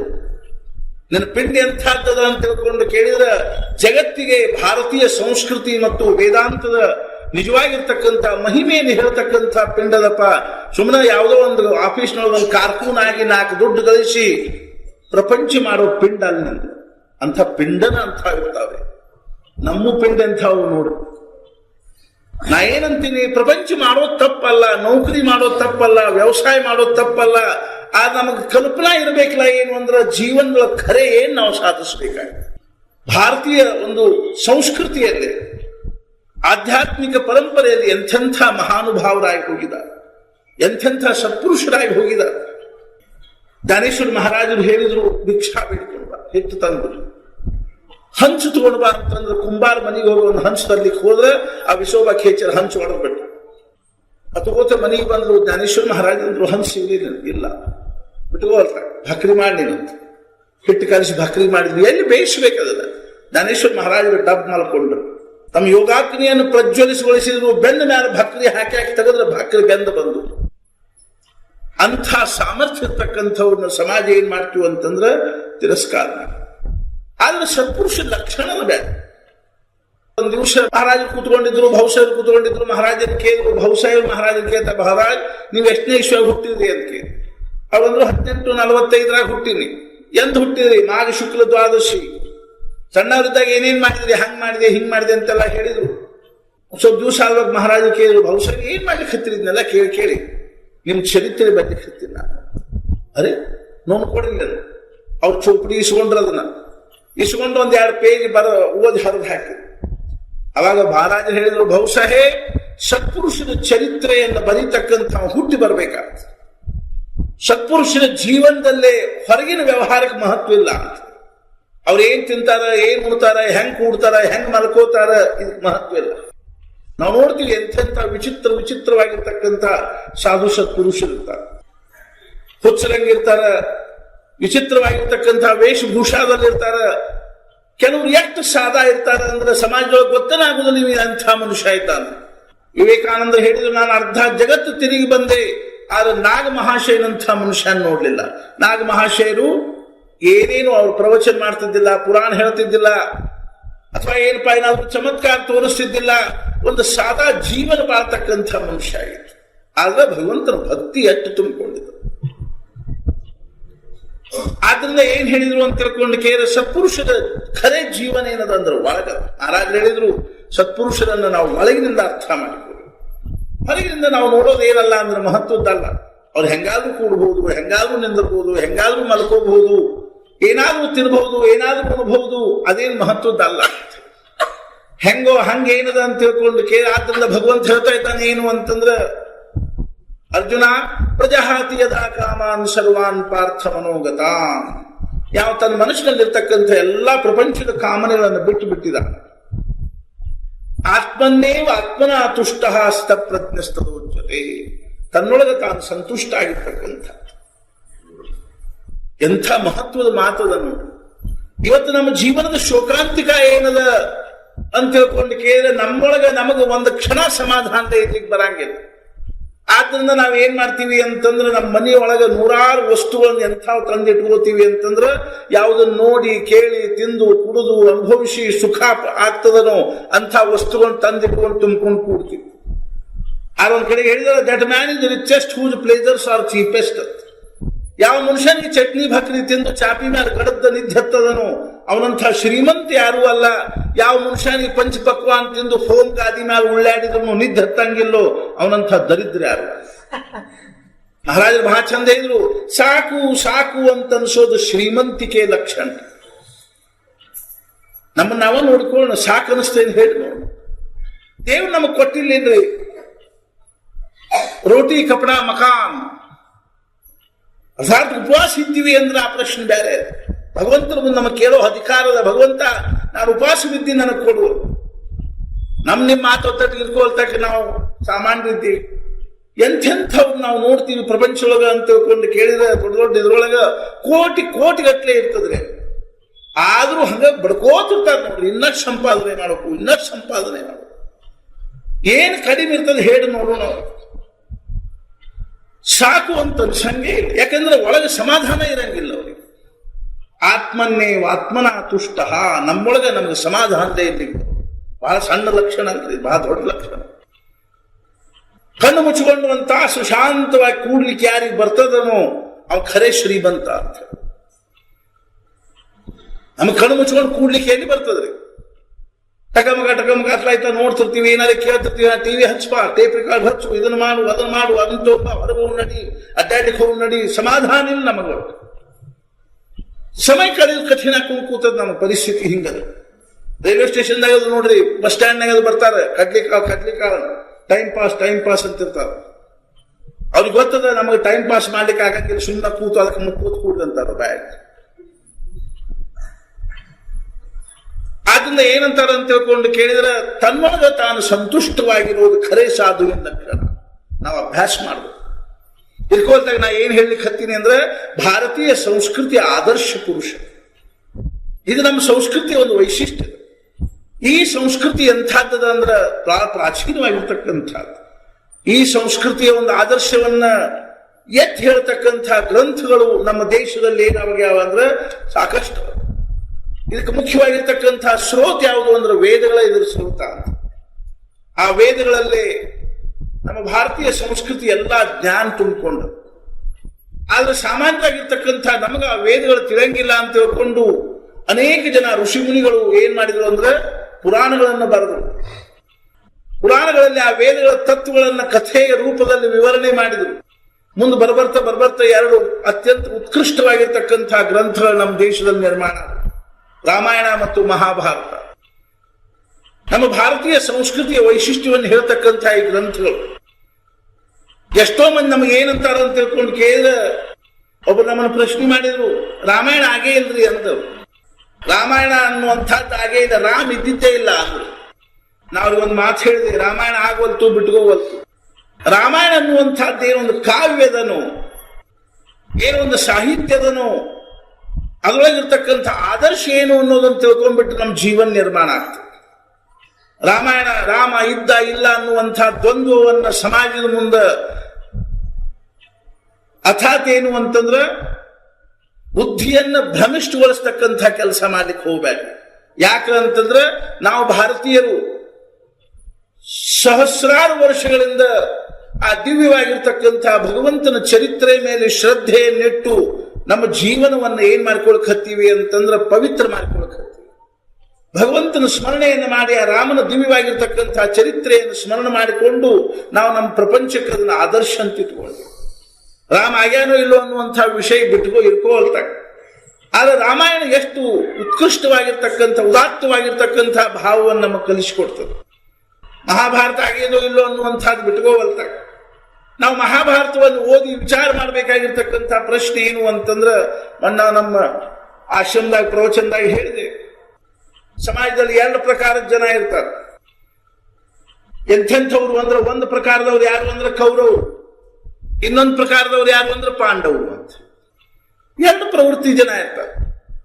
ಕೌರವರು ಅಂದ ಕೂಡಲೇ ನಾವು ಏನ್ ತಿಳ್ಕೋಬಾರ್ದು ಅಂತಂದ್ರ ಬರೇ ದುಷ್ಟತನ ಅನ್ನುವಂಥದ್ದಷ್ಟೇ ಕೌರವ್ರ ಲಕ್ಷಣ ಅಂತ ಅಲ್ಲ. ದುರ್ಯೋಧನ ದುಷ್ಟ ಇರ್ಲಿಲ್ಲ, ದುರ್ಯೋಧನ ಛಲವಾದಿ ಇದ್ದ, ಹಠಮಾರಿದ್ದ, ದುಶ್ಯಾಸನ ದುಷ್ಟ ಇದ್ದ. ಹಾಗಾಗಿ ಕೌರವರ ಲಕ್ಷಣ ಏನು ಅಂತ ತಿಳ್ಕೊಂಡು ಕೇಳಿದ್ರೆ, ಕೌರವರು ಭೌತಿಕವಾದಿಗಳಾಗಿದ್ರು, ಐಶ್ವರ್ಯವಾದಿಗಳಾಗಿದ್ರು. ಅವ್ರಿಗೆ ಐಶ್ವರ್ಯ ಬೇಕಾಗಿತ್ತು. ಅವ್ರು ಏನಾಗಿದ್ರು ಅಂದ್ರೆ ಮಟೀರಿಯಲಿಸ್ಟ್ ಆಗಿದ್ರು ಅಂತ ಹೇಳ್ತಾರೆ. ಭೌತಿಕವಾದಿಗಳಾಗಿದ್ರು ಅವರು. ಅಂದ್ರೆ ಅರ್ಥ ಏನು ಅಂತಂದ್ರೆ ತಿನ್ನೋಣ ಕುಡಿಯೋಣ ಮಜಾ ಮಾಡೋಣ ಅನ್ನುವಂಥ ಸ್ವಭಾವದವರಾಗಿತ್ತು. ಐಶ್ವರ್ಯವನ್ನು ಉಪಭೋಗ ಮಾಡಬೇಕು ಅನ್ನುವಂಥ ಸ್ವಭಾವದವರಾಗಿದ್ರು. ಕೌರವರು ಬಹಿರ್ಮುಖರಾಗಿರ್ತಕ್ಕಂಥವರಾಗಿದ್ರು. ಹೊರಗಿನ ಪ್ರಪಂಚದಲ್ಲಿ ತಮ್ಮ ಸುಖವನ್ನು ಹುಡುಕ್ತಕ್ಕಂಥವರಾಗಿದ್ರು. ನಾನು ಅದನ್ನು ಪಡ್ಕೊಂಡು ಸುಖಿ ಆಗ್ತೀನಿ, ಇದನ್ನು ಪಡ್ಕೊಂಡು ಸುಖಿ ಆಗ್ತೀನಿ ಅನ್ನುವಂಥದ್ದು ಏನದಂದ್ರೆ ಕೌರವರ ಲಕ್ಷಣ. ಈ ಸ್ವಲ್ಪ ವಿಚಾರ ಮಾಡಿಕೊಂಡು ನೋಡೋಣ ನಾವು ಹೆಂಗಿದ್ದೀವಿ. ಇನ್ನು ಪಾಂಡವರು ಹೆಂಗಿದ್ರು ಅಂದ್ರೆ ಅಂತರ್ಮುಖರಾಗಿರ್ತಕ್ಕಂಥವ್ರು. ಅವ್ರಿಗೆ ಪ್ರಪಂಚದ ಸುಖದ ಹವ್ಯಾಸ ಇರಲಿಲ್ರಿ. ಅವರು ಯಾವಾಗ 12 ವರ್ಷ ವನವಾಸ, 1 ವರ್ಷ ಅಜ್ಞಾತವಾಸ ಮುಗಿಲಿಕ್ಕೆ ಬಂತು, ಅವಾಗ ಧರ್ಮರಾಜ ಕೃಷ್ಣ ಹೇಳ್ತಾ ಇದ್ದ. ಕೃಷ್ಣ ಅವಾಗ ದ್ವಾರಕಾಧೀಶ ಆಗಿದ್ದ. ಈ ನಮ್ಮ ಭಾರತ ಭೂಮಿಯಲ್ಲೇ ಕೃಷ್ಣ ಆಗಿ ಹೋಗಿ 3,500 ವರ್ಷ ಆಗಿದೆ. ಬರೀ ಕುರುಕ್ಷೇತ್ರಕ್ಕೆ ಹೋಗಿದ್ವಿ ನಾವು, ಎಲ್ಲಿ ಯುದ್ಧ ಆಗಿತ್ತು ಅಲ್ಲಿ. ಇವತ್ತಿಗೂ ವಿಜ್ಞಾನಿಗಳ ಪ್ರಯತ್ನ ಏನ್ ನಡೆದಂದ್ರೆ ಆ ಕುರುಕ್ಷೇತ್ರದಲ್ಲಿ ಏನು ಒಂದು ಗದ್ದಲಾತೋ ಯುದ್ಧದ್ದು ಅದನ್ನೆಲ್ಲ ಮತ್ತೆ ತಿರುಗಿ ಸೂಕ್ಷ್ಮವಾಗಿ ಗ್ರಹಣ ಮಾಡಿ ಅದನ್ನು ರೆಕಾರ್ಡ್ ಮಾಡ್ತಕ್ಕಂಥ ಒಂದು ಪ್ರಯತ್ನ ಮಾಡ್ಲಿಕ್ಕೆ. ಕೃಷ್ಣ ದ್ವಾರಕಾಧೀಶ ಆಗಿದ್ದ, ರಾಜ ಆಗಿದ್ದ, ಪಾಂಡವರು ವನವಾಸದಲ್ಲಿದ್ದ. ಆದ್ರೆ ಕೃಷ್ಣನಿಗೆ ದ್ವಾರಕಾದಲ್ಲಿ ಸಮಾಧಾನ ಆಗ್ತಿದ್ದಿಲ್ಲ. ಹಿಂಗ ಒಂದೇ 4-6 ದಿವಸ ಆಗುದ್ರಾಗ ಅವ್ರಿಗ ಅವ ತನ್ನ ಅಣ್ಣಗೆ ಹೇಳಬೇಕು ಬಲರಾಮನಿಗೆ, ದಾದಾ ನನ್ಗೆ ಯಾಕೋ ಮನಸ್ಸಿಗೆ ಸಮಾಧಾನ ಅನಿಸ್ವಲ್ತು. ಬಲರಾಮ ಅನ್ಬೇಕು, ನನಗೆ ಗೊತ್ತದ ನಿನ್ಗೆ ಯಾಕೆ ಸಮಾಧಾನ ಅನಿಸ್ವಲ್ತು. ನಾವು 4 ದಿವಸ ಪಾಂಡವರ ಕಡೆಗೆ ಹೋಗಿ ಬರ್ತಲ್ಲ. ಜ್ಞಾನೇಶ್ವರ ಮಹಾರಾಜರು ಬರೀತಾರ, ದ್ವಾರಕೆ ಚಾರಾಣ ಪಾಂಡವ ಅಂಚ ಘರಿ. ಹಿಂಗ 4 ದಿವಸ ಆಗುದ್ರಾಗ ಕೃಷ್ಣ ಪಾಂಡವರ ಕಡೆಗೆ ಬರ್ಬೇಕು. ಕಲ್ಪನಾ ಮಾಡಿ ನೋಡು, ಏನು ಐಶ್ವರ್ಯ ಕಡಿಮೆ ಇತ್ತು ಅವನಿಗೆ, ಭಗವಂತನಿಗೆ. ರಾಜ ಆಗಿರ್ತಕ್ಕಂಥವ ಎಂಥ ಐಶ್ವರ್ಯವನ್ನು ಉಪಭೋಗ ಮಾಡ್ತಿದ್ದ ಅಂದ್ರೆ ಇಂದ್ರಾದಿ ದೇವತೆಗಳಿಗೂ ದುರ್ಲಭವಾಗಿರ್ತಕ್ಕಂಥ ಐಶ್ವರ್ಯವನ್ನ ಉಪಭೋಗ ಮಾಡ್ತಕ್ಕಂಥ ಕೃಷ್ಣ 4-6 ದಿವಸ ಆದ ಕೂಡಲೇ ಆ ಕಂದ ಮೂಲಗಳನ್ನು ತಿನ್ಲಿಕ್ಕೆ ಪಾಂಡವರ ಕಡೆಗೆ ಬರ್ಲಿಕ್ಕೆ ಚರಪಡಿಸ್ತಾರೆ. ಕಾರಣ ಏನು ಅಂದ್ರೆ ಪಾಂಡವರು ಅಂಥ ಭಾವ ಆಗಿತ್ತು. ಅವರ ಅಂತಃಕರಣದಲ್ಲಿ ಅಂಥ ಭಕ್ತಿ ಇತ್ತು, ಪ್ರೇಮ ಇತ್ತು ಭಗವಂತನ ಬಗ್ಗೆ. ಎಂಥೆಂಥ ಪ್ರಸಂಗಗಳು ಅವರಿಗೆ ಪಾಂಡವರ ಜೀವನಗಳು. ಎಂಥೆಂಥ ಪ್ರಸಂಗದೊಳಗೆ ಭಗವಂತ ಅವರನ್ನು ಸಂರಕ್ಷಣೆ ಮಾಡಿದ. ತುಂಬಿದ ಸಭಾದೊಳಗೆ ದ್ರೌಪದಿ ಅಪಮಾನ ಆಗ್ತಾ ಇರುವಾಗ ಭಗವಂತ ಬಂದು ಸಂರಕ್ಷಣೆ ಮಾಡಿದ. ವನವಾಸವಾಗಿರ್ಬೇಕಾದ್ರೆ ರಾತ್ರಿ 12 ಗಂಟೆಗೆ ದುರ್ವಾಸರು ಬಂದು 60,000 ಜನ ಶಿಷ್ಯರಂತೆ ಬಿಟ್ಕೋಲ್ತಾಗ 6,000 ಇದ್ದಿರ್ಬೋದು. 6,000 ಜನ ಶಿಷ್ಯರನ್ನ ಕರ್ಕೊಂಡು ಬಂದ್ರು. ಊಟಕ್ಕೆ ಹಾಕುವಂತಂದಾಗ ಅಕ್ಷಯ ಪಾತ್ರವಾಗಿ ನನ್ನೆಲ್ಲ ಮುಗಿದು ಬಿಟ್ಟಿತ್ತು. ಅವಾಗ ದ್ರೌಪದಿ ಕೃಷ್ಣನ ಕರಿತಾ ಇದ್ದಾಳ, ಕೃಷ್ಣ ಮುಕುಂದ ಮುರಾರಿ ದ್ವಾರಕಾಧೀಶ, ಕೃಷ್ಣ ಇನ್ನೇನು ಊಟಕ್ಕೆ ಕೂಡ್ಬೇಕ್ರೆ ಅಂತ. ರಾತ್ರಿ 11:30 ಹೊಡೆದ. ರುಕ್ಮಿಣಿ ಬಂಗಾರ ತಾಟ್ನೊಳಗೆಲ್ಲ ಪಂಚ ಪಕ್ವಾನ್ನಗಳನ್ನು ಬಡಿಸಿದಾಳ. ಇನ್ನೇನು ಬಾಯಾಗ ತುತ್ತು ಹಾಕೋಬೇಕು ಅನ್ನೋದಕ್ಕೆ ದ್ರೌಪದಿ ಕೇಳಿಸ್ತೆ. ಕೃಷ್ಣನಿಗೆ ತುತ್ತು ಅಲ್ಲೇ ಇಟ್ಟ. ಎದ್ ನಿಂತ ರುಕ್ಮಿಣಿಯನ್ನು ಎಲ್ಲಿ ಹೊಂಟ್ರಿ ರಾತ್ರಿ? ದ್ರೌಪದಿ ನನ್ನ ಕಲಿಗೆ ಹತ್ತಳ. ಅಲ್ಲ ಊಟ ಮಾಡದೆ ಹೋಗ್ರಿ. ಛೇ ಅಷ್ಟು ಸಮಯ ಇಲ್ಲ. ದ್ರೌಪದಿ ಕಣ್ಣು ಮುಚ್ಚಿ ಕಲಿಗೆ ಹತ್ತಾಳ ಭಗವಂತನ. ಕೃಷ್ಣ ಪ್ರಗಟ ಆದ. ಕಣ್ಣು ಅರ್ಥಾರ್ಥ ಏನು ಅಂದ್ರೆ ಮುಂದೆ ನಿಂತಾನ. ದ್ರೌಪದಿ ನಾ ಬಂದಿನ ಕಣ್ ತೆಗೆದು ನೋಡು. ದ್ರೌಪದಿ ಕಣ್ ತೆಗೆದು ನೋಡ್ಲಿ ದಳದಳ ಕಣ್ಣ ನೀರು ಬರ್ಲಿಕ್ಕೆ ಹತ್ತಾಳ, ಅಳ್ಲಿಕ್ಕೆ ಹತ್ತಾಳ. ಏನು ಅಂದ್ರೆ ದೂರ್ವಾಸರು ಬಂದು ಊಟಕ್ಕೆ ಹಾಕಲಿಕ್ಕೆ ಹತ್ತಾರೆ ಕೃಷ್ಣ. ಇಲ್ಲೇ ಇದ್ರು ಶಾಪ್ ಕೊಡ್ತಾರೆ. ಅವಾಗ ಕೃಷ್ಣಂದ ಎಷ್ಟು ಸಣ್ಣ ವಿಷಯಕ್ಕೆ ಎಷ್ಟು ನೀನು ಬೇಜಾರು ಮಾಡ್ಕೊಂಡಿದ್ವಿ. ನಾವು ಊಟಕ್ಕೆ ಕೂತಾಗ ಎತ್ತು ಬಂದಿ, ನನ್ನ ಹಸಿವೆ ಆಗಿದೆ, ಏನಾದ್ರು ತಿನ್ಲಿಕ್ಕೆ ಕೊಡ್ ನನಗ ಅಂದ. ಆಗ ಹನಿ ಬಡ್ಕೊಂಡು ಈಗೆಲ್ಲ ಪಾತ್ರೆಯನ್ನು ಸ್ವಚ್ಛ ತೊಳೆದಿಟ್ಟಿನಿ, ಏನೇನು ಇಲ್ಲ ಅದ್ರಾಗ ಏನ್ ಕೊಡ್ಲ. ಕೃಷ್ಣಂದ ನೋಡೋಣ ತಗೊಂಬ, ಇಲ್ಲಿ ಹೆಂಗ್ ತೊಳೆದಿದ್ವಿ. ತಗೊಂಬಂದು ಒಂದು ಪಲ್ಯದ ಹೆಸರು ಹತ್ತಿತ್ರಿ. ಅದು ತೊಳೆಯವ್ರು ಚಲೋ ತಂಗ ತೊಳೆದಿದ್ದಿಲ್ಲ. ಅದು ನಮ್ಮ ಆಶ್ರಮದಾಗೂ ಹಂಗಾಗಿರ್ತಾವ. ಆ ಪಲ್ಯದ ಹೆಸರು ಹತ್ತಿತ್ತು. ಕೃಷ್ಣಂದ ನನ್ನ ಭಾಗ್ಯದ ಆ ಪಲ್ಯದ ಹೆಸರು ತಗೊಂಡು ಬಾಯಾಗ ಹಾಕೊಂಡು ಬಂದ ನೋಡ ಕೃಷ್ಣ. ಈ 6,000 ಜನ ಶಿಷ್ಯನ ಕರ್ಕೊಂಡು ದೂರ್ವಾಸರು ಏನ್ ಮಾಡ್ಲಿಕ್ಕೆ ಹತ್ತಿದ್ರು? ಸ್ನಾನ ಮಾಡ್ಲಿಕ್ಕೆ ಹತ್ತಿದ್ರು ಯಮುನಾ ನದಿ ಒಳಗೆ. ಮಾರವ್ಯಾಸರು ಬರೀತಾರ, ಲೀಲೆ ಮಿಗೆ ತಂದು ಯಮುನಾ ಕೂಲದಲಿವರ ತೀರ್ಥ ಸೇವಾ, ಶೀಲರಿದ್ದರು ಸಕಲ ಮುನಿಜನ ಸಹಿತ ಹರುಷದಲ್ಲಿ ಬರೀತಾರ. ಯಮುನಾ ನದಿಯಲ್ಲಿ ಸ್ನಾನ ಮಾಡ್ಲಿಕ್ಕೆ ಹತ್ತಿದ್ರು. ಇಟ್ಲ ಕೃಷ್ಣ ಬಂದ ಕೂಡ ಅವರು ಎಲ್ಲರೂ ಬಂದ್ಬಿಡ್ತಾರ. ಎಲ್ಲಾರು ಹೊಟ್ಟೆ ತುಂಬಿಡ್ತಾರೆ. ತಸ್ಮಿನ್ ತುಷ್ಟೇ ಜಗತ್ತುಷ್ಟಂ. ಭಗವಂತ ತುಷ್ಟ ಆದ ಅಂದ್ರೆ ಜಗತ್ತ ತುಷ್ಟ ಆಗ್ತದೆ. ಕೃಷ್ಣ ತನ್ನ ಬಲಗಣ್ಣ ತೆಗೆದು ಕೂಡಲೇ ಅಕ್ಷಯವಾಗಿರ್ತಕ್ಕಂಥ ಪಾತ್ರೆ ಏನಿತ್ತು ಅದು ಅಕ್ಷಯವಾಗಿರ್ತಕ್ಕಂಥ ಅನ್ನವನ್ನು ಕೊಡ್ಲಿಕ್ಕೆ ಹತ್ತು. ಪಂಚ ಪಕ್ವಾನ್ನಗಳು ತಯಾರಾದವು. ಅಡಿಗೆಲ್ಲ ಸಿದ್ಧಾತು. ಧರ್ಮರಾಜ ಭೀಮ ಹೇಳಿದ, ಭೀಮ ಹೋಗಿ ಕರ್ಕೊಂಬ ಅವನು ಊಟಕ್ಕೆ. ಭೀಮ ಬಂದ್ ನೋಡ್ರಿ, ಗದಾ ಕೈಯಾಗಿ ಹಿಡ್ಕೊಂಡು ಯಮುನಾ ನದಿ ದಂಡಿಗೆ ನಿಂತ್ಕೊಂಡು ಒದರ್ತಾ ಇದ್ದಾನೆ. ಎಲ್ಲಾರು ಊಟಕ್ಕೆ ನಡ್ರಿ ಅಂದ. ಎಲ್ಲ ಗಾಬರಿ ಬಿಟ್ರಿ. ಯಾರು ಇಷ್ಟು ಕಂಠ ಮಠ ನೀರಾಗಿ ಕೂತಾರ. ಎಲ್ಲಾರು ಸ್ನಾನ ಮಾಡಿಕೋತ ಅಲ್ಲೇ ಬಂದ್ಬಿಟ್ಟಾರ. ಹೊಟ್ಟಿ ತುಂಬಿಟ್ಟದ. ಪಂಜಾನಿಂದ್ರ ಹೊಟ್ಟಿ ನಾನು ಹೊಟ್ಟಿ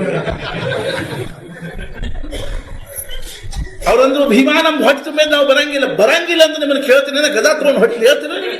ರಾತ್ರಿ 12ಕ್ಕೆ ಬಂದು ತ್ರಾಸ ಕೊಟ್ಟು ಮತ್ತೆ ಈ ಊಟಕ್ಕೆ ಬರಂಗಿಲ್ಲ ಅಂತ ಅಡಿತಾ ಇರೋದ್ರ ಇಟ್ಕೊಳ್ತಾರ. ಯಾಕೆ ಹೇಳಲಿಕ್ಕೆ ಹತ್ತೀನಿ ಅಂತಂದ್ರೆ, ಕೃಷ್ಣ ನೋಡಿ ಅಂಥ ಐಶ್ವರ್ಯದಲ್ಲಿರ್ತಕ್ಕಂಥವನಿಗೂ ಸಹಿತ ಪಾಂಡವರ ಮನೆಗೆ ಬರ್ಲಿಕ್ಕೆ ಎಷ್ಟು ಆಗ್ತದೆ. ನಾವು ಮಹಾಭಾರತದಲ್ಲಿ ಇದನ್ನ ನೋಡ್ಬೇಕಾಯ್ತು. ಅಂದ್ರೆ ಪಾಂಡವರು ಅಂದ್ರೆ ಎಂಥವ್ರು ಅಂತ ತಿಳ್ಕೊಂಡು ಕೇಳಿದ್ರೆ, ಯಾರ ಭಗವಂತನ ಚಿಂತನೆಯಲ್ಲಿರ್ತಕ್ಕಂಥವ್ರು ಪಾಂಡವರು. ಯಾರು ಪ್ರಪಂಚದ ಐಶ್ವರ್ಯಕ್ಕಾಗಿ ಹಪಾಪ್ಸಿರ್ತಕ್ಕಂಥವ್ರು, ಪ್ರಪಂಚದ ಐಶ್ವರ್ಯಕ್ಕಾಗಿ ಏನ್ ಬೇಕಾದ್ದು ಮಾಡ್ಲಿಕ್ಕೆ ತಯಾರಾಗಿರ್ತಕ್ಕಂಥವ್ರು ಕೌರವರು. ಇವತ್ತು ನಾವು ನೋಡ್ತೀವಿ ಸಮಾಜದಲ್ಲಿ ಕೌರವ್ರನ್ನು ನೋಡ್ತೀವಿ, ಪಾಂಡವ್ರನ್ನು ನೋಡ್ತೀವಿ. ಮಹಾಭಾರತವನ್ನು ನಾವು ಯಾಕೆ ಅಭ್ಯಾಸ ಮಾಡಬೇಕು ಅಂದ್ರೆ, ಎಂಥ ಸಮಾಜವನ್ನು ನಿರ್ಮಾಣ ಮಾಡಬೇಕು ಅಂತ ಅನ್ನೋದನ್ನ ನಾವು ನೋಡ್ಬೇಕಾದ್ರೆ ಮಹಾಭಾರತ ಅಭ್ಯಾಸ ಮಾಡಬೇಕು. ನಾವು ಧರ್ಮರಾಜ ಆಗಬೇಕು, ಏನ್ ದುರ್ಯೋಧನ ಆಗಬೇಕು. ನಮ್ಮನ್ನು ನಾವು ವಿಚಾರ ಮಾಡ್ಕೋಬೇಕು. ಹೆಂಗೋ ಹಂಗ ರಾಮಾಯಣದ ವೈಶಿಷ್ಟ್ಯ ಏನು ಅಂದ್ರೆ, ನನ್ನ ಅಂತರಂಗದ ಜೀವನ ನಿರ್ಮಾಣ ಆಗಬೇಕಾದ್ರೆ ರಾಮಾಯಣ ಕಡೆ ನೋಡ್ಬೇಕು. ರಾಮಾಯಣದೊಳಗಿನ ಒಂದೊಂದು ಪಾತ್ರ ಎಂಥ ವಿಲಕ್ಷಣವಾಗಿರ್ತಕ್ಕಂಥವುಗಳವ ಅಂದ್ರೆ, ಎಂಥ ಭರತನ ಪ್ರೇಮ.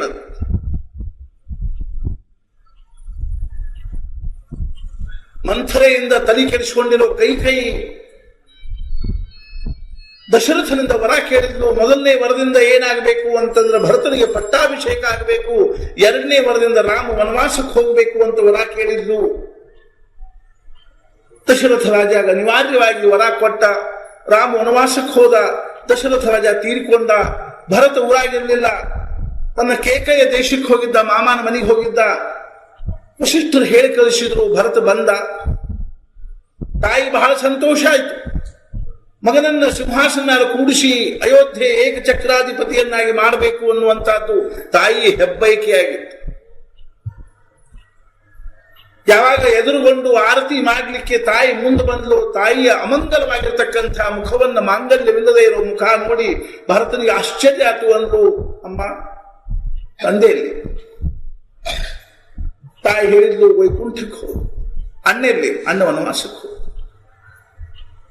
ಭರತನಿಗೆ ಎಷ್ಟು ದುಃಖ ಆಯ್ತು ಅಂತಂದ್ರೆ, ಇದಕ್ಕೆಲ್ಲ ಕಾರಣವಾಗಿರ್ತಕ್ಕಂಥ ನೀ ನನ್ನ ತಾಯಿ ಅಲ್ಲ ಅಂತ ಹೇಳಿ. ಜಗತ್ತಿನ ಇತಿಹಾಸದಲ್ಲೇ ಭರತನ ಚರಿತ್ರೆ ಏನದನು ಅತ್ಯಂತ ವೈಶಿಷ್ಟ್ಯಪೂರ್ಣವಾಗಿರ್ತಕ್ಕಂಥ. ತುಳಸಿದಾಸನ ಒಬ್ಬರು ಕೇಳಿದ್ರು, ಸಾಧು ಸಂತರು ಕೇಳಿದ್ರು, ನೀವು ಭಗವಂತನ ಚರಿತ್ರೆಯನ್ನು ಬರೆಯೋದಕ್ಕಾಗಿ ರಾಮಾಯಣ ಬರೆದಿರ ಹೌದಲ್ಲ? ಇಲ್ಲ ಅಂದ್ರು. ನನಗೆ ರಾಮನ ಚರಿತ್ರೆ ಬರೆಯೋ ಉದ್ದೇಶ ಇದ್ದಿದ್ದಿಲ್ಲ. ನನಗೆ ಯಾರ ಚರಿತ್ರೆ ಬರೀಬೇಕಾಯ್ತು ಅಂದ್ರೆ ಭರತನ ಚರಿತ್ರೆ ಬರೀಬೇಕಾಯ್ತು. ಆದ್ರಿಂದ ನಾ ರಾಮಾಯಣ ಬರೆದೆ. ರಾಮ ಭಗವಂತ ಆದ್ರೆ ಭರತ ಸಂತ. ಭರತನ ಭಕ್ತಿ ಅಮೋಘವಾಗಿರ್ತಕ್ಕಂಥ. ಜಾಕೆ ಪ್ರಿಯನ ರಾಮ ವೈದೇಹಿ ತಜಿಯುತೆಹಿ ಕೋಟಿ ವೈರಿ ಸಮ ಜದ್ಯಪಿ ಪರಮಸನೆ ಪಿತಾ ತಜೋ ಪ್ರಹ್ಲಾದ್ ಭರತ ಮಹತಾರಿ. ಯಾರಿಗೆ ರಾಮ ಸೀತಾ ಹಿಡಿಸೋದಿಲ್ಲೋ, ಯಾರಿಗೆ ರಾಮ ಸೀತಾನ ವಿಷಯದಲ್ಲಿ ಪ್ರೇಮ ಭಕ್ತಿ ಇಲ್ಲೋ, ತಜಿಯುತೆಹಿ ಅವ್ರು ಬಿಟ್ಟು ಬಿಡ. ನೀವು ಹೆಂಗಂದ್ರೆ ಕೋಟಿ ವೈರಿ ಸಮ, 1 ಕೋಟಿ ಶತ್ರು ಅಂತ ತಿಳ್ಕೊಂಡು ಬಿಡ್ತೀವಿ. ತುಳಸಿದಾಸರು ಬರೀತಾ ಇದ್ದಾರೆ. ಮತ್ತೆ ಯಾರನ್ನ ಬಿಟ್ಟು ಅಂದ್ರೆ ಪಿತಾ ತಜೋ ಪ್ರಹ್ಲಾದ್, ಪ್ರಹ್ಲಾದ್ ಅವ್ರ ಅಪ್ಪನ ಬಿಟ್ಬಿಟ್ಟ. ಭರತ ಮಹತಾರಿ, ಭರತನ ತಾಯಿ ಅಂದ್ಬಿಟ್ಟ. ಅವ್ ಹೇಳ್ದ, ನಿನ್ನ ಹೊಟ್ಟಿಲಿ ನಾವು ಹುಟ್ಟೋಕ್ಕಿಂತಲೂ ನೀ ಬಂಜಾಗಿದ್ದು ಚಲೋ ಇತ್ತು ಅಂತ ಹೇಳಿ, ಅಥವಾ ನಾ ಹುಟ್ಟಿದ ಕೂಡ ನಾನು ಕುತ್ತಿಗೆ ಈಚೆ ಕೊಂದು ಬಿಟ್ಟಿದ್ದು ಚಲೋ. ರಾಮನಿಂದ ವಿಯೋಗ ಮಾಡ್ತಕ್ಕಂಥ ನೀ ತಾಯಿ ಅಲ್ಲ ನನಗ. ಅವತ್ತಿನಿಂದ ಅವನು ಎಂದೂ ಆಕೆಗೆ ಮಾ ಅಂದಿದ್ರು. ಮಹಾರಾಣಿ ಕೈಕೇಯಿ ಅಂತ ತಿಳ್ಕೊಂಡಿದ್ದಾರೆ. ಭಗವಂತನಿಂದ ವಿಯೋಗ ಮಾಡ್ತಕ್ಕಂಥವ್ರು ಪ್ರಪಂಚದಲ್ಲಿ ಯಾರಾಗಿದ್ರು ಸಹಿತ ಅವ್ರು ನಮ್ಮ ಹಿತೈಷಿ ಅಲ್ಲ. ಎಂಥ ಭರತನ ಚರಿತ್ರೆ. ಅಯೋಧ್ಯ ಅರ್ಥಾತ್ ಏನು ಅಂದ್ರೆ, ರಾಮಚಂದ್ರ ಅರಣ್ಯದಲ್ಲಿದ್ದುಕೊಂಡು ತಪಸ್ವಿ ವೇಷದಲ್ಲಿ ಆಯುಷ್ಯವನ್ನು ಕಳೀತಾ ಇದ್ರೆ, ಭರತ ನಂದಿ ಗ್ರಾಮದೊಳಗಿದ್ದುಕೊಂಡು ತಪಸ್ವಿ ವೇಷದೊಳಗೆ ಆಯುಷ್ಯವನ್ನು ಕಳೀತಾ ಇದ್ದ. ಕಂದ ಮೂಲಗಳನ್ನು ಸೇವನೆ ಮಾಡಿಕೊಂಡು ಇಂಥ ಒಂದು ಭರತನ ಪ್ರೇಮ, ಮಾರುತಿಯ ದಾಸ್ಯ ಭಕ್ತಿ, ಎಷ್ಟರೇ ಭಗವಂತನ ಮೇಲೆ ಅವನ ಭಕ್ತಿ ಇತ್ತು, ಎಷ್ಟರೇ ಸೇವಕ ಭಾವ ಇತ್ತು ಅವನಲ್ಲಿ. ನಾವು ಅವನ ಸೇವೆಯನ್ನು ನೋಡಿದ್ರೆ ಆಶ್ಚರ್ಯ ಆಗ್ತದೆ. ಭಗವಂತ ಹೇಳಿದ, ನೋಡಪ್ಪ, ಸೀತಾದೇವಿಯನ್ನು ಹುಡುಕೊಂಡು ಬಾ ಅಂತ ತಿಳ್ಕೊಂಡು ರಾಮ ಮುದ್ರಾಂಕಿತವಾಗಿರ್ತಕ್ಕಂಥ ಉಂಗುರವನ್ನು ಕೊಟ್ಟ. ಸೀತಾದೇವಿ ಶೋಧ ಮಾಡ್ಲಿಕ್ಕೆ ಕಳಿಸಿದ. ಲಂಕಾಕ್ಕೆ ಹೋದ. ಸೀತಾದೇವಿಯನ್ನು ನೋಡಿದ. ಅನಷ್ಟು ಏನು ಅಂದ್ರೆ, ಸೇವಕರಲ್ಲಿ 3 ಪ್ರಕಾರ. ಮೊದಲನೇ ನಂಬರ್ ಸೇವಕ ಯಾರು ಅಂತಂದ್ರ, ಸ್ವಾಮಿ ಏನು ಕಾರ್ಯವನ್ನು ಹೇಳಿದಾನೋ ಆ ಕಾರ್ಯವನ್ನು ವ್ಯವಸ್ಥಿತವಾಗಿ ಮಾಡಿ ಆ ಸ್ವಾಮಿಗೆ ಅನುಕೂಲ ಆಗ್ತಕ್ಕಂಥ ಅಥವಾ ಒಡೆಯನಿಗೆ ಅನುಕೂಲ ಆಗ್ತಕ್ಕಂಥದ್ದು ಇನ್ನಷ್ಟು ಏನಾದ್ರೂ ಮಾಡೋದೇನದನೋ ಮೊದಲನೇ ನಂಬರ್ ಸೇವಕನ ಲಕ್ಷಣ. ಇನ್ನು 2ನೇ ನಂಬರ್ ಸೇವಕ ಏನು ಅಂತಂದ್ರ, ಒಡೆ ಏನ್ ಹೇಳಿದಾನೋ, ಸ್ವಾಮಿ ಏನ್ ಹೇಳಿದಾನೋ ಅದನ್ನು ಯಥಾರ್ಥವಾಗಿ ಮಾಡ್ತಕ್ಕಂಥ. ಇನ್ನು 3ನೇ ನಂಬರ್ ಸೇವಕ ಎಂಥವ ಅಂತಂದ್ರ, ಸ್ವಾಮಿ ಏನ್ ಹೇಳ್ಯಾನು ಅದ್ರಾಗ ಒಂದು ಮಾಡಿದ ಒಂದು ಬಿಟ್ಟದ. ಇದು 3ನೇ ನಂಬರ್ ಸೇವಕ. ಆದ್ರೆ ಮೊದಲನೇ ನಂಬರ್ ಸೇವಕ ಆಗ್ಬೇಕಾದ್ರೂ ಬಹಳ ವಿಚಾರ ಮಾಡಿ ಆಗ್ಬೇಕಾಗ್ತದೆ. ಸ್ವಾಮಿಗೆ ಅನುಕೂಲ ಆಗುವಂತಹದ್ದನ್ನು ಮಾಡ್ಬೇಕಾದ್ರೂ ಬಹಳ ವಿಚಾರ ಮಾಡಿ ಮಾಡ್ಬೇಕು. ಮನ್ಯಾಗ ಯಜಮಾನ ಮನ್ಯಾಗ ಹೇಳಿದಂತ ತಂದೆ ಸಾಯಂಕಾಗಿದ್ರು ಅಗದಿ ಮನುಷ್ಯ ಅದ್ರೊಳಗೆ ಮಲ್ಕೊಂಡಾನ ಅಪ್ಪ ಮುದುಕ. ಮಗ ಹೇಳಿದ, ಸೇವಕರಿಗೆ ಹೇಳ್ತಾ ಇದ್ದಾನ ಆಳಿಗೆ, ಮನ್ಯಾಗ ಸಣ್ಣವಿದ್ದಾಗಿಂದು ಬೆಳೆದ ಮನುಷ್ಯ, ಹೋಗಪ್ಪ ಹೋಗು ವೈದ್ಯನ ಕರ್ಕೊಂಬ ಡಾಕ್ಟರ್ನ ಅಂತ ಹೇಳಿದ.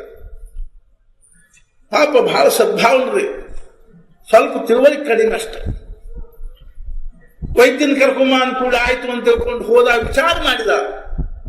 ವಿಚಾರ ಮಾಡೋ ಪದ್ಧತಿ ಬೇರೆ ಬೇರೆ. ಯಜಮಾನ್ ಹೇಳ್ಯಾರ ವೈದ್ಯನ ಕರ್ಕೊಂಬ ಅಂತ, ಕೇಸ್ ಬಹಳ ಸೀರಿಯಸ್ ಅದ ಅಂತ ಹೇಳ್ಯಾರ. ಅಕಸ್ಮಾತ್ ಹೋದ್ರೆ ಮತ್ತೆ ಕುಂಬಾರ ರೋಣಿಗೆ ಮ್ಯಾದ್ ರೋಣಿಗೆ ಮತ್ತೆ ಯಾಕೆ ತಿರುಗಿ ಹೋಗು ಮುಂದೊಂದು ಎಷ್ಟು ಗಡಿಗೆ ತಗೊಂಡ ಹೋಗ್ಬಿಟ್ರ.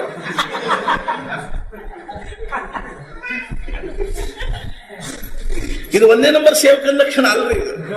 ಹಿಡ್ಕೊಂಡು ಬಂದಂತ ಗಡಿಗೆ ಎಲ್ಲ ಕೂಡ ಹಗ್ಗ ಪಗ್ಗ. ಅಲ್ಲೋ ಇದ್ಯಾಕ ಹೋದ್ರೆ ಮತ್ತೊಮ್ಮೆ ಯಾಕೆ ಹೋಗುದ್ರಿ, ಈಗ ತಗೊಂಡು ಬಂದ್ಬಿಟ್ರಿ. ಆದ್ರೆ ಮಾರುತಿದಂಥ ಸೇವಾ ಅಲ್ರಿ. ಭಗವಂತಗೆ ಅನುಕೂಲ ಆಗುವಂತಹದ್ದು. ಸೀತಾದೇವಿ ಶೋಧ ಮಾಡಿದ, ವಿಚಾರ ಮಾಡಿದ್ಲ ಏನು ಅಂದ್ರೆ ಭಗವಂತ ಮತ್ತಿಲ್ಲಿ ಯುದ್ಧ ಮಾಡ್ಲಿಕ್ಕೆ ಬರಬೇಕು, ಆವಾಗ ಮತ್ತಷ್ಟು ಪರಿಶ್ರಮ ಕಡಿಮೆ ಆಗ್ಬೇಕು ಭಗವಂತ ಅಂತ ತಿಳ್ಕೊಂಡು ಏನ್ ಮಾಡಿದ ಅಂದ್ರ ಸಹಸ್ರಾರು ದೈತ್ಯ ರಾಕ್ಷಸರನ್ನು ಸಂಹಾರ ಮಾಡಿದ, ಲಂಕಾಕ್ಕೆ ಬೆಂಕಿ ಹಚ್ಚಿದ, ಬಂದ. ಸೀತಾದೇವಿ ಕೇಳಿದ್ರು, ಅಲ್ಪ ಲಂಕಾಕ್ಕೆ ಯಾಕೆ ಬೆಂಕಿ ಹಚ್ಚಿದೆವು ಅದಕ್ಕೆ? ಅವೇನಂದ, ನಾ ಏನ್ ತಪ್ಪು ಮಾಡಿಲ್ಲ ಅಂದ. ತಪ್ಪು ಮಾಡಿಲ್ಲ ಮತ್ತೇನ್ ಮಾಡಿ ಹೆಂಗಾರ? ಅವೇನಂದ, ಈ ಒಂದು ದೊಡ್ಡ ಉತ್ಸವ ಆತು, ಯಾವ್ದಾದ್ರು ಒಂದು ದೇವಸ್ಥಾನದಲ್ಲೇ ಮಠದಲ್ಲೇ ಉತ್ಸವ ಆತು ಅಂದ್ರೆ ವರ್ಗಣಿ ಎತ್ತಾರ ನೋಡ್ರಿ, ಮನೆ ಮನೆಯಿಂದ ವರ್ಗಣಿ ಎತ್ತಾರ. ಉತ್ಸವ ಮುಗಿದ ಬಳಿಕ ಎಲ್ಲಾರ ಮನೆಗೂ ಪ್ರಸಾದ ಕೊಡ್ತಾರೆ. ವರ್ಗಣಿ ಕೊಟ್ಟವ್ರ ಮನೆಗೆ ಪ್ರಸಾದ ಮುಟ್ಟಿಸ್ತಾರೆ. ಹೆಂಗೋ ಹಂಗ ಏನಾಯ್ತು ಅಂದ್ರ ನನ್ನ ಬಾಲಕ್ ಬೆಂಕಿ ಹಚ್ಚಬೇಕು ಅಂತ ನಿರ್ಣಯ ಮಾಡಿದ್ರು ಸಭಾದಲ್ಲೇ. ಅವಾಗ ನಾ ಬಾಲ ಬೆಳೆಸ್ಲಿಕ್ಕೆ ಹತ್ತೆ. ರಾವಣಂದ ಅರಮನೆ ಒಳಗೆ ಇದ್ದದ್ದೆಲ್ಲ ಅರ್ಬಿ ಸುತ್ರಿ ಅಂದ, ಅರಮನೆಯಿಂದ ಅರ್ಬಿ ಮುಗಿದು ಹೋತು. ಆಜ್ಞಾ ಮಾಡಿದ, ಊರಾಗ ಎಲ್ಲಾರ ಮನೆಯಿಂದ ಅರ್ಬಿ ತಗೊಂಡ್ಬರ್ರಿ ಅಂತ. ಮೈ ಮ್ಯಾಲನ್ನು ಬಿಟ್ಟರು ಬಾಕಿ ಎಲ್ಲ ಅರ್ಬಿ ತಂದು ಸುತ್ತಿದ್ರು. ಎಲ್ಲಾರ ಮನೆಯಿಂದ ಅರ್ಬಿ ಮುಗಿದು ಹೋತು. ಎಲ್ಲಾರ ಮನೆಯಿಂದ ಎಣ್ಣೆ ಮುಗೀತು, ಚಿಮಣಿ ಎಣ್ಣೆ, ಗಾಣದ ಎಣ್ಣೆ ಏನಿದ್ದದ್ದು ಹಾಕಿದ್ರು, ಬೆಂಕಿ ಹಚ್ಚಿದ್ರು. ಅವಾಗ ನಾವು ವಿಚಾರ ಮಾಡಿದ್ವಿ, ಯಾರ್ಯಾರ ಮನೆಯಿಂದ ವರ್ಗಣಿ ಬಂದದನು ಅವ್ರ ಮನೆಗೆ ಅಷ್ಟು ಪ್ರಸಾದ ಮುಗಿಸಿದ್ರ. ಏನ್ ತಪ್ಪು ಮಾಡಿ ನಾನು? ಸೀತಾದೇವಿ ಎಂದು ಇಂಥ ದುಃಖದೊಳಗೂ ನೀನು ನಗಿಸ್ತೀಯಲ್ಪ ಅಂತ. ಅರ್ಥಾತ್ ನಾ ಯಾಕೆ ಹೇಳಲಿಕ್ಕೆ ಹತ್ತೀನಿ ಅಂದ್ರೆ ರಾಮಾಯಣ ಮಹಾಭಾರತಗಳು ಆಗಿಲ್ಲ ಬಿಟ್ಟಿಲ್ಲ ಅನ್ನೋ ವಿಷಯ ಇರ್ತದೆ, ನಮಗೆ ಸಂಬಂಧ ಇಲ್ಲ.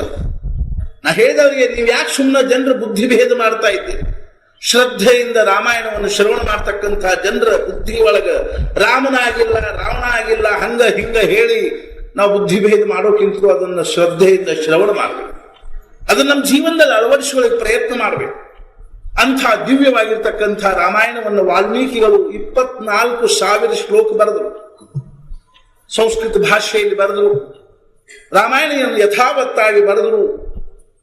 ಆವಾಗ ರಾಮಚಂದ್ರ ವಾಲ್ಮೀಕಿಗಳ ಆಶ್ರಮಕ್ಕೆ ಹೋದಾಗ ವಾಲ್ಮೀಕಿಗಳನ್ನು ಕೇಳ್ತಾ ಇದ್ದಾನೆ, ರಾಮ ಹುಟ್ಟೋಕ್ಕಿಂತ ಮುಂಚೆನೆ ರಾಮಾಯಣವನ್ನು ಬರೆದು ಬಿಟ್ಟಾರ ಅವರು. ಅವಾಗ ರಾಮ ವಾಲ್ಮೀಕಿಯನ್ನು ಕೇಳ್ತಾ ಇದ್ದಾನೆ, ಮಹರ್ಷಿ ನೀವು ಹೆಂಗ ಬರೆದೀರೋ ಹಂಗ ನಾವು ನಡದ್ನೋ ಇಲ್ಲೋ ಅಂತ ಕೇಳ್ತಾ ಇದ್ದಾನೆ. ನೋಡ್ರಿ, ರಾಮನಿಗೂ ಎಷ್ಟು ನಿರ್ಬಂಧದ, ಭಗವಂತನಿಗೂ ಹೆಂಗದ ಅಂದ್ರೆ ತನ್ನ ಜೀವನದ ನಿರ್ಬಂಧದ ಅವನಿಗೆ. ರಾಮಾಯಣವನ್ನ ವಾಲ್ಮೀಕಿಗಳು ಹೆಂಗ ಬರ್ದಾರೋ ಹಂಗ ನಾ ನಡೆದೋ ಇಲ್ಲೋ ಅಂತ ಕೇಳ್ತಾನೆ. ಅವಾಗ ಅವ್ರು ಹೇಳ್ತಾರೆ, ರಾಮ ನೀನು ಯಥಾವತ್ ನಡೆದಿದೆ ಅಂತ. ಅಂಥ ವಾಲ್ಮೀಕಿಗಳು ಬರೆದಿರ್ತಕ್ಕಂಥ ರಾಮಾಯಣವನ್ನು ಸಾಮಾನ್ಯರಾಗಿರೋ ಭಕ್ತರು, ಭಗವಂತನ ಭಕ್ತರು ಅದನ್ನ ಓದ್ಲಿಕ್ಕೆ ತಿಳ್ಕೊಳ್ಳಿಕ್ಕೆ ಶಕ್ಯವಾಗದೇ ಇದ್ದಾಗ ಮಾರುತಿರಾಯ ವಾಲ್ಮೀಕಿಗೆ ಹೇಳ್ತಾ ಇದ್ದಾನೆ ಏನು ಅಂದ್ರೆ, ಮಹರ್ಷಿ ಇದು ಬಹಳ ಕಠಿಣ ಅದ, ಕಲಿಯುಗದಲ್ಲಿ ಜನರಿಗೆ ಇದನ್ನೆಲ್ಲ ಓದ್ಲಿಕ್ಕೆ ಆಗುದಿಲ್ಲ, ತಿಳ್ಕೊಳಿಕ್ ಆಗುದಿಲ್ಲ, ಆದ್ರಿಂದ ನೀವು ಇನ್ನೊಂದ್ಸಲ ರಾಮಾಯಣ ಬರೀರಿ ಅಂತ. ಆಯ್ತಪ್ಪ ಬರಿತೀನಿ ಅಂತ ಹೇಳಿ. ಆದ್ರಿಂದ ತುಳಸಿ ಅರ್ಥಾತ್ ವಾಲ್ಮೀಕಿಗಳು ಏನಾದ್ರು ಅಂತಂದ್ರೆ ಮತ್ತೆ ಈಗ 300 ವರ್ಷಗಳ ಹಿಂದೆ ವಾಲ್ಮೀಕಿಗಳು ಪುನಃ ಅವತಾರ ಮಾಡಿ ಬಂದು ಭಗವಂತನ ದಿವ್ಯವಾಗಿರ್ತಕ್ಕಂಥ ಚರಿತ್ರೆಯನ್ನು ಪ್ರಾರಂಭದಲ್ಲಿ ಅವರು ಬರೀತಾರೆ, ನಾನಾ ಪುರಾಣ ನಿಗಮಾಗಮ ಸಮ್ಮತಯ್ಯದ್ ರಾಮಾಯಣೇ ನಿಗದಿತಂ ಕ್ವಚಿದನ್ಯತೋಪಿ. ನಾ ಹೆಂಗ ಬರ್ದೀನಿ ಅಂದ್ರೆ ನಾನಾ ಪುರಾಣ ನಿಗಮ ಆಗಮಗಳಲ್ಲಿ ಹೇಳ್ತಕ್ಕಂಥದ್ದನ್ನು, ನಾನಾ ಪುರಾಣ ನಿಗಮಾಗಮ ಸಮ್ಮತಯ್ಯದ್ ರಾಮಾಯಣೇ ನಿಗದಿತಂ, ವಾಲ್ಮೀಕಿ ರಾಮಾಯಣದಲ್ಲಿ ಹೇಳ್ತಕ್ಕಂಥದ್ದು, ಕ್ವಚಿದನ್ಯತೋಪಿ ಇದಕ್ಕೂ ಅಲ್ಲ ಇನ್ನೂ ವಿಶೇಷವಾಗಿರ್ತಕ್ಕಂಥದ್ದನ್ನು ಬರ್ತದೆ. ಅನೇಕ ರಾಮಾಯಣಗಳಲ್ಲಿ ಹೇಳಿದ್ದನ್ನು ಬರ್ತಿದೆ. ಎಷ್ಟು ರಾಮಾಯಣವ ಅಂತ ತಿಳ್ಕೊಂಡು ಕೇಳಿದ್ರೆ ಕುಮಾರವ್ಯಾಸನೊಬ್ರು ಕೇಳಿದ್ರು, ನೀವು ಮಹಾಭಾರತ ಯಾಕೆ ಬರೆದ್ರಿ, ರಾಮಾಯಣ ಯಾಕೆ ಬರಲಿಲ್ಲ? ಅವಾಗ ಕುಮಾರವ್ಯಾಸನೊಳಗೆ ಒಂದು ವಾಕ್ಯ ಬರ್ದಾರೆ, ಏನು ಅಂದ್ರ ತಿಣುಕಿದನು ಫಣಿರಾಯ ರಾಮಾಯಣದ ಕವಿಗಳ ಭಾರದಿಂ ಅಂತ ಬರ್ದಾರೆ. ಫಣಿರಾಯ ಅಂದ್ರೆ ಆದಿಶೇಷ, ತಿಣುಕಿದಂತ ಅಂದ್ರ ಅನ್ನಂತ. ಯಾಕಂತಂದ್ರ ರಾಮಾಯಣದ ಕವಿಗಳ ಭಾರದಿಂ ತಿಣುಕಿದನು ಫಣಿರಾಯ. ರಾಮಾಯಣದ ಕವಿಗಳ ಇಷ್ಟಾಗಿ ಹೋಗ್ಯಾರಲ್ಲ ಅವ್ರ ಭಾರದಿಂದ ಆ ಆದಿಶೇಷ ತಿಣುಕಿದಂತ. ಆದ್ರಿಂದ ಅವ್ರು ಹೇಳ್ತಾರೆ ಏನು ಅಂದ್ರೆ, ರಾಮಾಯಣದಲ್ಲಿ ನನಗೆ ಎಲ್ಲೆಲ್ಲೂ ಕಾಲಿಡ್ಲಿಕ್ಕೆ ಜಾಗ ಇಲ್ಲ, ಅಷ್ಟು ರಾಮಾಯಣದ ಶತಕೋಟಿ ಪ್ರವಿಸ್ತರವಾಗಿರ್ತಕ್ಕಂಥ. ಆದ್ರಿಂದ ನಾನು ಮಹಾಭಾರತ ಬರದೆ. ಏನು ಬರದೆ ಅಂದ್ರೆ ಕೃಷ್ಣ ಚರಿತೆಯ ಪೇಳುವೇನು ಬರೀತಾರೆ, ಕೃಷ್ಣ ಭಗವಂತನ ಚರಿತ್ರೆಯನ್ನು ಹೇಳ್ತಾ ಇದ್ದೇನೆ. ಅರ್ಥಾತ್ ಈ ಪ್ರಕಾರವಾಗಿ ವಾಲ್ಮೀಕಿಗಳು ಏನ್ ಮಾಡಿದ್ರು ಅಂದ್ರೆ ತುಳಸಿದಾಸರಾಗಿ ಅವತಾರ ಮಾಡಿದ್ರು. ಬರಿತಾರಲ್ಲ ಏನು ಅಂದ್ರೆ ನಾನಾ ಪುರಾಣ ನಿಗಮಾಗಮ ಸಮ್ಮತಯ್ಯ ರಾಮಾಯಣೆ ನಿಗದಿತಂ ಕ್ವಚಿದನ್ಯತು. ಈ ಅದಕ್ಕೂ ಹೆಚ್ಚಿನ ವಿಶೇಷವಾಗಿ ಸ್ವಾಂತ ಯಾಕೆ ಬರೆದ್ರೆ ನೀವು ಅಂತಂದ್ರೆ ಸ್ವಾಂತ ಸುಖಾಯ, ನನ್ನ ಮನಸ್ಸಿಗೆ ಸಂತೋಷ ಆಗೋ ಸಲುವಾಗಿ. ಪಬ್ಲಿಸಿಟಿ ಸಲುವಾಗಿ ಬರೆದಿಲ್ಲ, ನಾನು ಪೇಪರ್ದಾಗ ನನ್ನ ಹೆಸರು ಬರಬೇಕು ಅಂತ ತಿಳ್ಕೊಂಡು ಬರೆದಿಲ್ಲ, ಅಥವಾ ಜನರು ಓದಿ ಅದರ ಬಗ್ಗೆ ಚಲೋ ಕೆಟ್ಟ ಭಾವವನ್ನು ವ್ಯಕ್ತ ಮಾಡಬೇಕು ಅಂತ ನಾ ಬರೆದಿಲ್ಲ. ನನ್ನ ಅಂತಃಕರಣಕ್ಕೆ ಸಂತೋಷ ಆಗೋ ಇದು ಖರೇ ಭಕ್ತನ ಲಕ್ಷಣ. ನಾವು ಭಗವಂತನ ಮುಂದೆ ಭಜನೆ ಮಾಡ್ತೀವಿ, ನಮ್ಮ ಲಕ್ಷಣ ಮಂದಿ ಕಡೆ ಮಾರಿ ಕಡೆ ಇರ್ತದೆ. ನೀವೇನು ಅಂತಾರ, ನೀವೇನು ನೋಡ್ತಾರ, ಹಿಂಗ್ ಮಾಡ್ತಾರೆ. ಭಗವಂತನ ಕಡೆ ನೋಡು ಮಹಾರಾಯ, ಭಗವಂತನ ಕಡೆ ನೋಡೋದು ಬಿಟ್ಟು ಸುತ್ತಲೂ ಇದ್ದ ಮಂದಿ ಕಡೆ ನೋಡ್ಕೋತ ನಾವು ಭಜನೆ ಮಾಡಿದ್ರೆ ಅದು ಭಗವಂತನ ಮೆಚ್ಚಿಗೆ ಆಗ್ತದೆ. ತುಕಾರಾಮ್ ಮಹಾರಾಜರು ಒಂದು ಊರಾಗ ಕೀರ್ತನಕಾರರು, ತಬಲಾ ಪೇಟಿ ಎಲ್ಲ ಊರು ಬಂದೆಲ್ಲ ಸಜ್ಜು ಮಾಡಿದ್ರು. ತುಕಾರಾಮ್ ಮಹಾರಾಜರು ಹತ್ರ ಎಲ್ಲೋ ಹಳ್ಳ್ಯಾಗ ಕೀರ್ತನಕ್ಕೆ ಹೋಗ್ತಿದ್ರು.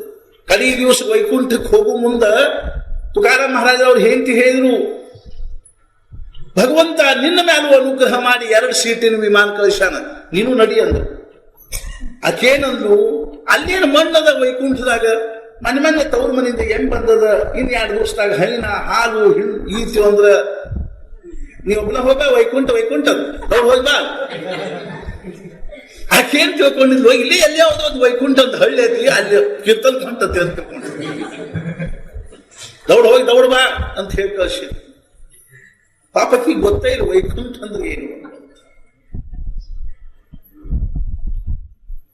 ಅರ್ಥಾತ್ ಏನು ಅಂತ ತಿಳ್ಕೊಂಡು ಕೇಳಿದ್ರ ಸದೇಹ ವೈಕುಂಠಕ್ಕೆ ಹೋದ್ರು. ತುಕಾರಾಮ್ ಮಹಾರಾಜರು ಸದೇಹ ವೈಕುಂಠಕ್ಕೆ ಹೋದ್ರು. ಹೋಗುವಾಗ ಹೆಂಡತಿ ಹೇಳಿದಾಕಿ ಅರ್ಥ ಮಾಡ್ಕೊಳ್ಳಿಕ್ಕೆ ಆಗಲಿಲ್ಲ. ವೈಕುಂಠಕ್ಕೆ ಅಂದ್ರೆ ಏನು ಅನ್ನುವಂಥದ್ದು ತಾತ್ಪರ್ಯ ಏನು ಅಂತ ತಿಳ್ಕೊಂಡು ಕೇಳಿದ್ರ, ಅರ್ಥಾತ್ ಈ ಪ್ರಕಾರವಾಗಿರ್ತಕ್ಕಂಥದ್ದೇನದ ಅಂತ ತಿಳ್ಕೊಂಡು ಕೇಳಿದ್ರೆ ಭಗವಂತನ ದಿವ್ಯವಾಗಿರ್ತಕ್ಕಂಥ ಏನೊಂದು ಚರಿತ್ರೆ ಅದ. ಆ ಚರಿತ್ರೆಯನ್ನು ತುಳಸಿದಾಸರು ಯಾಕೆ ಬರೆದ್ರು ಅಂತ ತಿಳ್ಕೊಂಡು ಕೇಳಿದ್ರೆ, ಸ್ವಾಂತ ಸುಖಾಯ ತುಳಸಿ ರಘುನಾಥ ಗಾಥ ಭಾಷಾ ಪ್ರಬಂಧಮತಿ ಮಂಜುಳ ಮಾತನತಿ. ನಮ್ಮ ಅಂತಃಕರಣದ ಸಮಾಧಾನಕ್ಕಾಗಿ ನಾವು ಭಜನೆ ಮಾಡಬೇಕು, ಕೀರ್ತನ ಮಾಡಬೇಕು. ತುಕಾರಾಮ್ ಮಹಾರಾಜರು ಕೀರ್ತನ ಕರೆದಾರ, ಎಲ್ಲಾ ಮಂದಿ ಕೂಡ್ಯಾರ, ತಬಲಾ ಪೇಟೆಯವರು ಕೂತಾರ, ಬುಡಕ ಜಮಖಾನಿ ಹಾಸ್ಯಾರ. ತುಕಾರಾಮ್ ಮಹಾರಾಜರು ಕೀರ್ತನ ಶುರು ಮಾಡಿದ್ರು, ಜಯ ಜಯ ರಾಮ ಕೃಷ್ಣ ಹರಿ, ಜಯ ಜಯ ರಾಮ ಕೃಷ್ಣ ಹರಿ ಅಂತ ಶುರು ಮಾಡಿದ್ರು. ಮಂದಿ ಅನಿಸ್ತು ಒಂದು 5 ನಿಮಿಷ ಶುರು ಮಾಡೋ ಒಂದು ಭಜನೆ ಆಗ್ತಿಲ್ಲ, ಹಂಗ ಎಲ್ಲಾರು ಜಯ ಜಯ ರಾಮ ಕೃಷ್ಣ ಹರಿ ಹರಿ 5 ನಿಮಿಷ 10 ನಿಮಿಷ 15 ನಿಮಿಷ ಇವ್ ಜೋರಾಗಿ ಹತ್ಬಿಡ ಜಯ ಜಯ ರಾಮ ಕೃಷ್ಣ ಹರಿ. ಅವ್ರಿಗೆ ಹಿಂದಿನ ಮಂದಿ ಹೇಳಿಕ್ ಹತ್ತಿರಿ. ಮೊನ್ನೆ ಯಾರು ನಮ್ಗಂದ್ರು, ನಮ್ಗೆ ಈ ಗಂಟ್ಲು ಅಷ್ಟು ಇನ್ನೂ ಸರಿ ಇಲ್ಲ ಅಂತ ತಿಳ್ಕೊಂಡು ಮೊನ್ನೆ ನಾವು ಹೇಳಿದ್ವಿ 9 ಕರೆಕ್ಟ್ ಮುಗಿಸ್ತೀವಿ ಅಂತ ಹೇಳಿ. ಸರಿಯಾದ ಸಮಯಕ್ಕೆ ಶುರು ಮಾಡ್ತೀವಿ, ಸರಿಯಾದ ಸಮಯಕ್ಕೆ ಮುಗಿಸ್ತೀವಿ ಅಂದ್ರೆ ತಿಂಗಳ ತನಕ ಗಂಟ್ಲು ಸ್ವಲ್ಪ ಪುರೋಟ ಆಗ್ತದೆ. ಒಂದೇ ದಿವಸ ಜಗ್ಗ ಒದರಿದೀವಿ ಅಂದ್ರೆ ಮರುದಿವಸ ಹುಂಗಿ ಬಂದಾಗ್ತದೆ. ಹಂಗಾಗಬಾರದು ಅಂತ ತಿಳ್ಕೊಂಡು ನಾವು ಪ್ರವಚನ ಲಿಮಿಟ್ ಇಟ್ಟಿವಿ. ಆದ್ರೆ ತುಕಾರಾಮ್ ಮಹಾರಾಜರು ಹಂಗಿಲ್ಲ ನೋಡ್ರಿ. ಅವ್ರದ್ದು ಭಕ್ತಿ ಭಾವದಿಂದ ಕೀರ್ತನ ಶುರುವಾತು, ಜಯ ಜಯ ರಾಮಕೃಷ್ಣ ಹರಿ ಶುರುವಾತು, ತಾಸಾತು 2 ತಾಸಾತು, ಒಬ್ರು ಉಳಿದೇ ಇಲ್ಲ. ಅದಕ್ಕೂ ಒಂದು ಲಿಮಿಟ್ ಬೇಕಿತ್ತು. ಕುಣಿಲಿಕ್ಕೆ ಹತ್ತು ಬಿಟ್ರು, ಅರ್ಥಾತ್ ಭಜನೆ ಮಾಡ್ತು. ಅವ್ರಿಗೆ ತಬಲಾದಾವ ಅಂದ, ಇನ್ನು ನಮ್ದರ ಏನ್ ಕೆಲಸದ, ಅವನು ಎದ್ದು ಭೇಟಿ ಅವನು ಎದ್ದು ಹೋದ. ಒಬ್ಬನ ಒಬ್ಬ ಕೂತಿದ್ರಿ, ಯಾರು ಬುಡಕ ಜಮಖಾನೆ ಹಾಚ್ಕೊಂಡು ಅದ್ರ ಮೇಲೆ ನಿಂತ್ಕೊಂಡು ಇದ್ರ ಮೇಲೆ ಹತ್ತಿದ್ರು. ಮುಂಜಾನೆ 3 ನಾಲ್ಕು ಹೊಡಿತು. ತುಕಾರಾಮ್ ಮಹಾರಾಜರಿಗೆ ಭಾವ ಸಮಾಧಿ ಹತ್ತಿ ಬಿಟ್ಟದ, ಕುಣಿಲಿಕ್ಕೆ ಹತ್ತು ಬಿಟ್ರಿ. ಏನ್ ಹಿಂಗ್ ಮ್ಯಾಲ ಜಿಗಿದ್ರು, ಅವನು ಜಮಖಾನೆ ತಗೊಂಡವನು ಅವನು ನೋಡಿದ್ರು. ಮುಂಜಾನೆ 6 ಗಂಟೆಗೆ ಬಂದು ನೋಡ್ತಾರ, ಜಯ ಜಯ ರಾಮ ಕೃಷ್ಣ ಹರಿ. ಇದು ಖರೆ ಕೀರ್ತನ, ಇದು ಖರೆ ಇರ್ಕೊಳ್ತಾಗ. ನಾ ಯಾಕೆ ಹೇಳಲಿಕ್ಕೆ ಹತ್ತೀನಿ ಅಂತಂದ್ರ, ಸ್ವಾಂತ ಸುಖಾಯ ತುಳಸಿ ರಘುನಾಥ ಗಾಥ ಭಾಷಾ ನಿಬಂಧಮತಿ ಮಂಜುಳ.